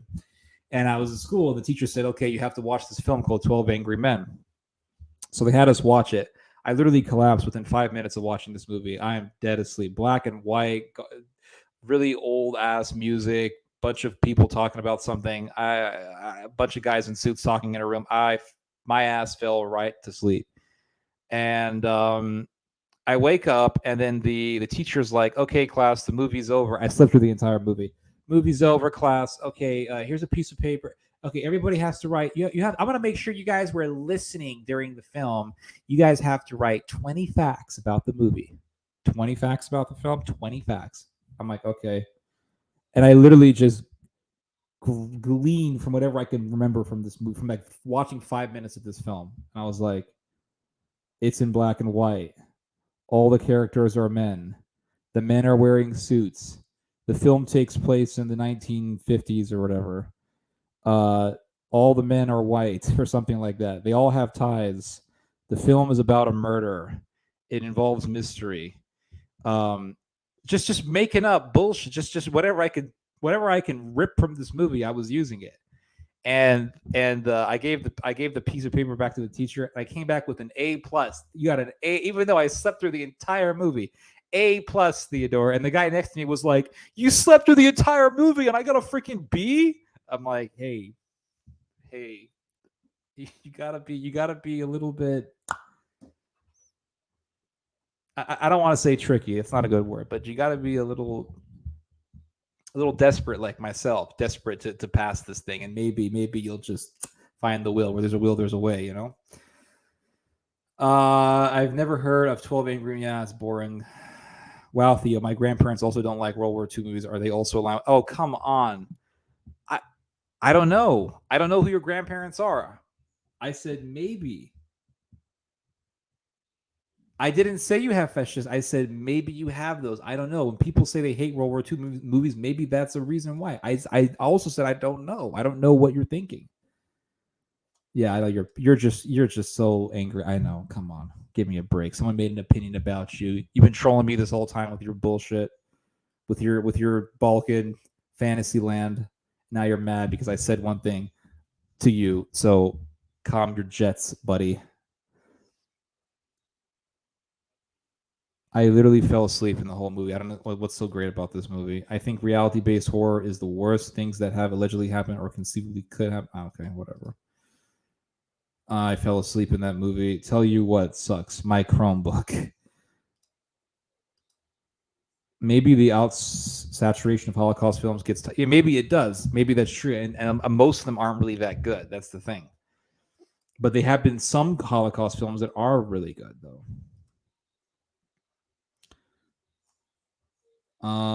Read the book The Bridge. It was written by a Croatian author. Okay. Congrats on 1,000 subs. Thank you. Are you going to monetize now? I have no idea. I don't think I can monetize a lot of my videos because of their subject matter, or because sometimes I use copyrighted music, which YouTube allows, but you just can't make money off the video. You were talking on end. If you weren't so interesting, I would have left a while ago. Okay. I'm glad I can entertain you. If you love horror, Shudder, best horror. Okay. I've already read this. In the US, people are homeless because they want. Yep, I agree. Full of shit. Don't care about homeless people in America. What else do we have, guys? You are literally reading our old comments. Watch the stream back and you'll understand. I can't believe that the guy who shot Franz Ferdinand influenced history for the next 100 years. Yep, I know. Started a whole world war, guys, but it was a world war that the Germans wanted anyway. The last person to die of starvation in the U.S. was during the Depression. Anybody can get food here. Yep, I know. Okay. The autism today is priceless.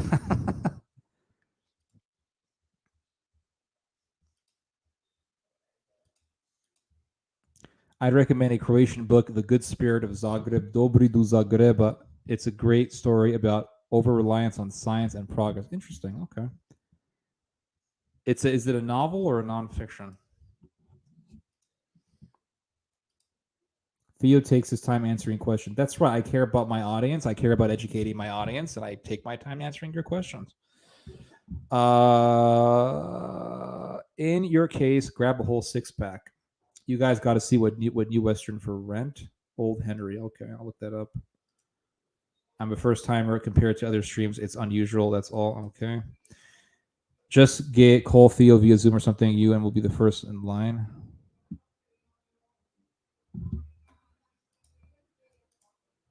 The Turkish Viking Ted will banhammer you with the hammer of Thor. This is hilarious, Ted. Your comments are way out of order and same as hours old. Some are hours old. That's from an hour ago. Okay, fine. Now I'm paranoid.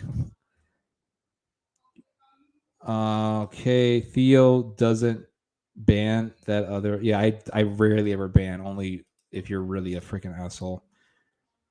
I have banned you by now, Ted. I don't like banning people. I think it's kind of weak. But I think if someone is really just an asshole and they're just incessant about it and they're not contributing anything, then yeah, I definitely see a reason to ban somebody.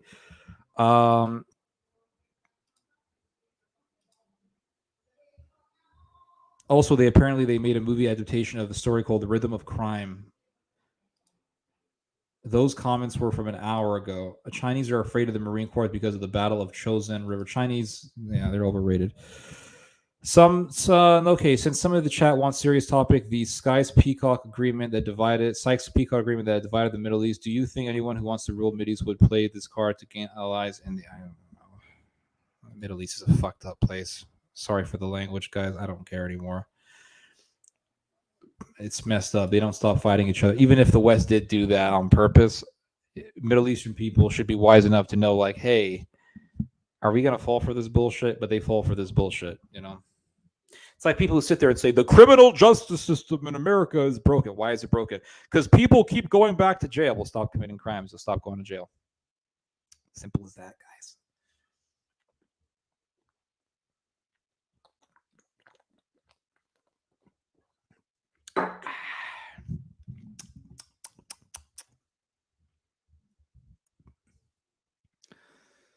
I have some Croat in me, but I know not. I have some Croat in me. Fun movie fact: Jim Caviezel was struck by. Yeah, I know he was struck by lightning. You got to remember, man. Bring some beers. It's like that scene from Mr. Deeds. I'll bring the beers. I'll bring the beers. The Chinese just made a movie about the Battle of Chosin Reservoir called The Battle. I think I watched it. Predators are everywhere. Catholic Church can be. Yeah, I know. But if you're going to be the institution founded by Jesus Christ himself, you better make sure you clean the predators out. That's all I'm asking. Not that difficult to ask for.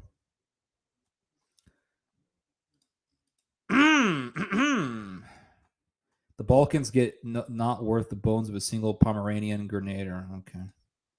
Gave up drinking, but I think a beer once in a while is probably. Beer is like soda pop, man. It's good. Tastes good. Love the taste of it. Ted, ignore this. I'm interested in Croatia now. I just know I'd love their food. Okay. Great Depression. People always say second coming, second coming. Do they even know how terrifying the apocalypse? Yeah, I know. It's like, all right, guys. They're wanting the nuclear war to happen. The Indians are lovers, not fighters. Sure, they are. I think the Chinese, they're lovers and not fighters. They want to rob you while they love you. Okay. I think the Chinese and Taiwanese will do a deal like in Hong Kong. Taiwanese will keep their internal system for 200 years, blah, blah, blah, blah. The Amish will never die because they're so smart about life. Mohawks and mullets will survive the apocalypse. Man buns will go extinct, hopefully. So how does one find this mythical Discord server? Dude, you can write me up on Facebook. I don't know why you have to go on Discord for. Just keep some Kiri Ichiban beer for Theo if you see him someday in North Carolina. How does one find this Discord? I think it's just Theodore Schubert up on Discord if you want to write me up on there.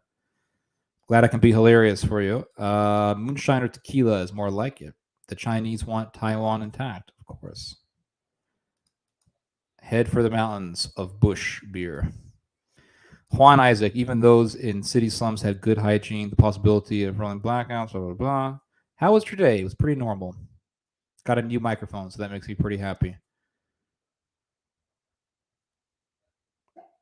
I know, they can't see the difference. It's not a French king, it's a French kang. We was kangs and shit back in the days of the Franks. I do not believe in the Great Monarch either, and the Great Monarch is a private revelation. Yep, I know. It's not official revelation. Everyone's thinking that everyone here is talking as if it's like holy scripture. Wow, Theo, watch out with these black pills. You're going to choke. Cyrillic. I've heard of red pills and blue pills. What are black pills? It's like dark reality stuff. Role play. I put on my robe and wizard hat. A woman who took a fruit from a tree. Was it called Genesis? I don't remember.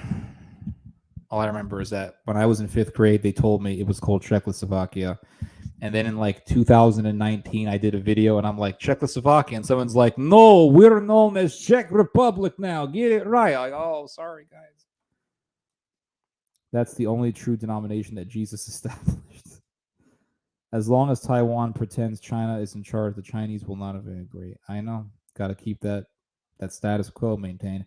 China needs a good excuse to tell their people if they want to go to war right now with pandemic and economic slowdown. China will be as I know. There's no reason why to think. There's no reason why that China's going to go to war.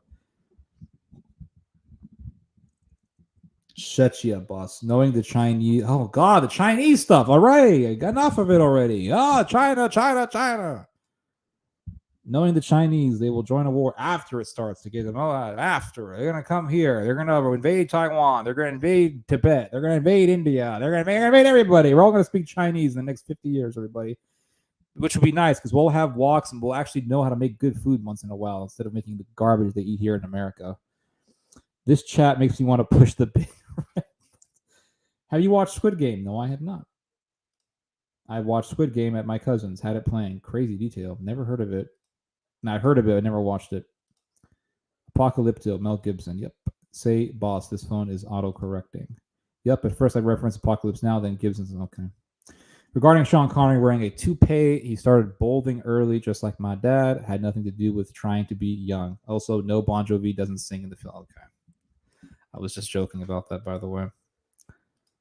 An eel, my friend. I saw an eel. Don't you know that Sailor's Tales is literally the synonym of old white? No, this was real. He told me. He told us this. He said that there was a giant hammerhead swimming. It was as long as the damn boat. Didn't Steve Irwin get killed by an eel? He got killed by it was like a manta ray or a stingray or something. I got stung by a jellyfish one time. That shit is not fun. You literally feel like death is near. I literally believed that death was near when I got stung by a jellyfish. Thankfully, it wasn't a fatal jellyfish. It wasn't a jellyfish that could kill you, but it was a jellyfish that would F you up. I mean, it brought you pain, and the pain was so excruciating. And I literally could feel the poison. You could feel it moving from where it stung me in the pinky. I could literally feel it going from the pinky across my hand, down my forearm, up my bicep. You can feel the poison. It's the most surreal physical feeling I ever went through. And you feel the poison traveling, and all of a sudden you feel it hitting your heart. And that's when shit gets real. Because when it hit my heart rate was beating faster than any moment in my life. It was beating so fast. It was ridiculous how fast my heart was beating. And I literally remember telling my parents, I said, I'm going to fucking die. I remember telling them that, like, I'm going to die. This is it. And it was so fast. It was so fast. And some local came over and he's like, no, don't worry, you're not gonna die. Here's some vinegar. Rub it on the wound where it stung you. You'll be fine. I'm like, oh, thank God, the Mexican saved me. Gave me some. He gave me a little cup of vinegar, and I rubbed the wound on it. And he's like, when you get home, rub some deodorant on it. It'll help you. And it did actually. But oh my God, I'd never been stung by a jellyfish before ever. That was the first and only time, and it was just a surreal experience. You gotta.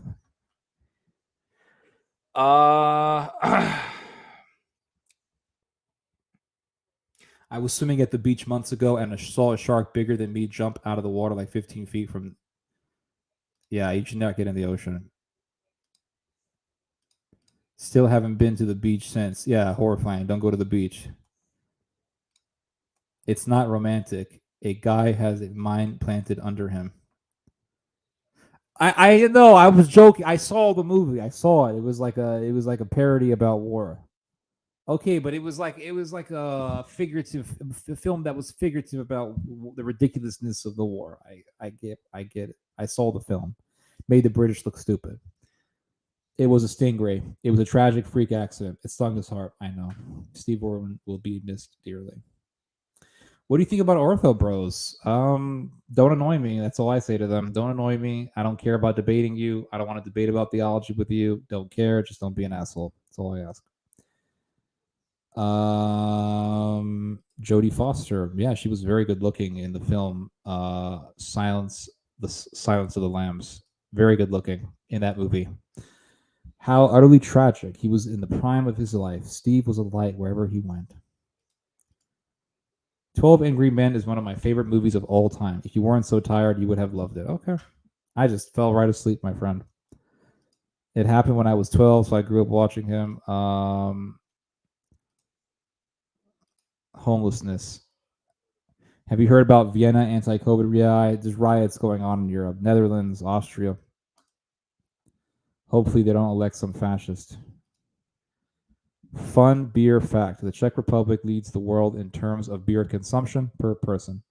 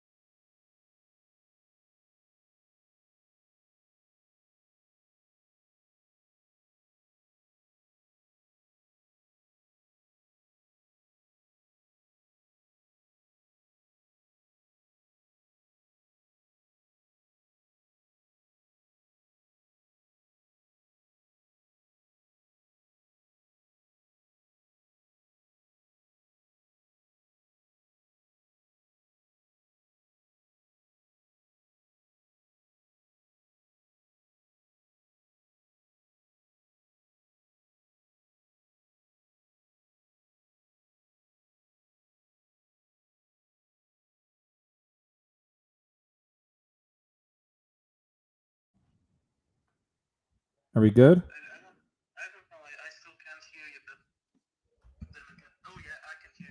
Okay, we're good.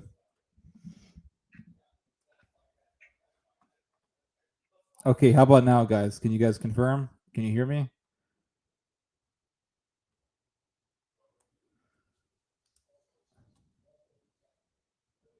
Hey, Mr. Croatian, can you hear me? Oh, he's gone. Now we're good. Okay. Okay, we're good. I had to unplug my mic and put it back in. Oh my gosh.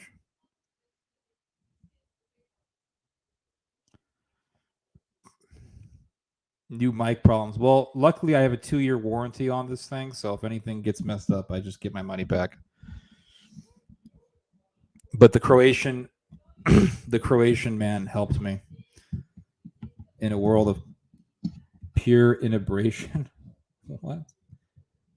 Theo went into a weird weird rant about how raisins are taking over the world, so he muted himself. I've been here for over 3 hours, guys. So if you have anything more interesting to say, I hope you enjoyed my rant against Eastern European films. That was I think the proudest moment I've had in this whole live stream is my opinions about Eastern European films, because literally it needed to be said, because I'm sick of it. You guys, you Slavic guys, you guys have the craziest history ever, and you waste it by making the most garbage films in the world. America didn't go through half the shit you guys went through, and we make better films about World War II. Oh, you ordered a Yalpon bush. Awesome. Where did you order it from? Did you order it from the Yalpon? Who did you get it from? I'm interested to know. Hope he notices soon.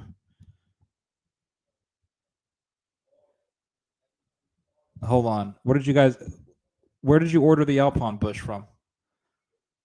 Yalpon Bros. Awesome. Awesome. That's so cool. Theo went, okay. Coptics in communion with the Holy See. Yeah, I wouldn't have an issue with that. My camera quality is kind of garbage. What happened? Hold on. What kind of camera are we using here? Am I using... Oh, I'm using the new camera.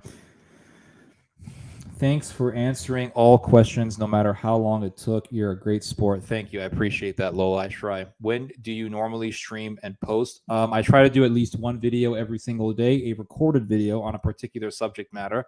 Every Friday at 5 p.m. Eastern time, I do a live stream here.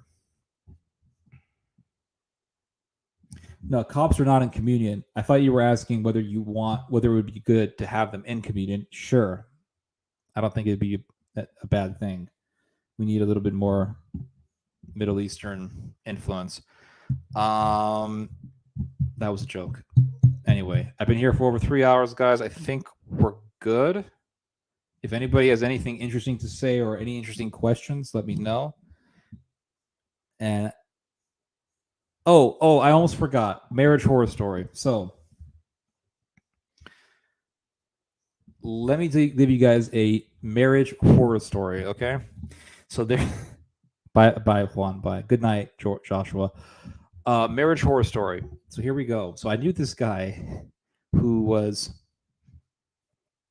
Hold on, man. The camera quality in this. Oh my gosh. What the hell happened? So anyway, I knew this guy who had horses. He had a ranch, and he had horses, and he had chickens, and he was married to this woman, and they had a whole bunch of kids. And he was a Mexican guy, and he said, one day I came back home from work, and she was gone. Took all my furniture. Are you mad? No, because she left the horses and the chickens. In fact, my life after the divorce was great. I wake up every day now, I feed the chickens and the horses, and I live my life, proving that marriage can definitely be a ball and chain to a man. And she was gone just like that. Yep. According to him, her and her brothers came into the house while he was at work and literally just took everything. And but now he's loving his life. We asked him, were you mad? No, because she didn't take the horses. At least he took it like a sport. A lot of these white guys in America would be like, "Oh, she's gone. Oh my god." Anyway, guys, I think we're good. I got 22 people watching, so we still got a good number of listeners. You can't expect your wife to tolerate horses. This guy had like 40 chickens in his backyard and like 12 roosters or something. The guy was hilarious. At least he didn't take the horses. I knew this one guy in Texas who his wife left him, and his wife was going to law school to become a lawyer, right? So she went to law school and she became a lawyer, and she got a job in Houston. So he was living in San Antonio at the time, and she said his name was Edward, and she said, "Edward, I got a new job in Houston. So how about this? How about I'm going to leave to Houston. You stay here and sell the house. And then when you're done selling the house, you come up to Houston and we'll be back together. Okay?" Okay. So she goes to Houston. This guy's still back at the house. And he's living completely by himself, this guy. Probably eating TV dinners every day. And my dad helped him fix up the house. Helped him, like gave him advice, like what color to paint the walls, put some granite countertops or something like that. Like really helped him out. Sold the house.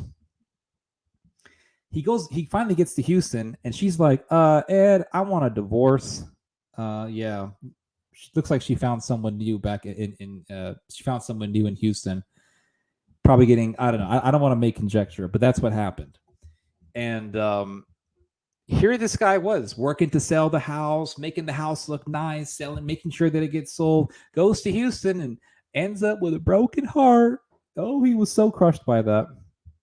But the Mexican guy, he had the best mentality. At least he didn't take the horses. I feel free. My life is great. Props to the man handling it well. He's more a man. He dealt with it in a realistic way, which is listen, your wife was a ball and chain, and now she's gone and you're free. I mean, look at it that way. All of his kids were grown up. What do you got to lose? Honestly, live your life. I can't believe she's not butter. Anyway, guys, it's 3 hours. Think I'm good for today. Okay, guys. So had a good live stream. Had a lot of energy today. Had a lot of fun. Glad you guys enjoyed it. Hope you guys enjoy your evenings or your days or whatever. And yeah, God bless you guys. And you guys just heard some theology. God bless.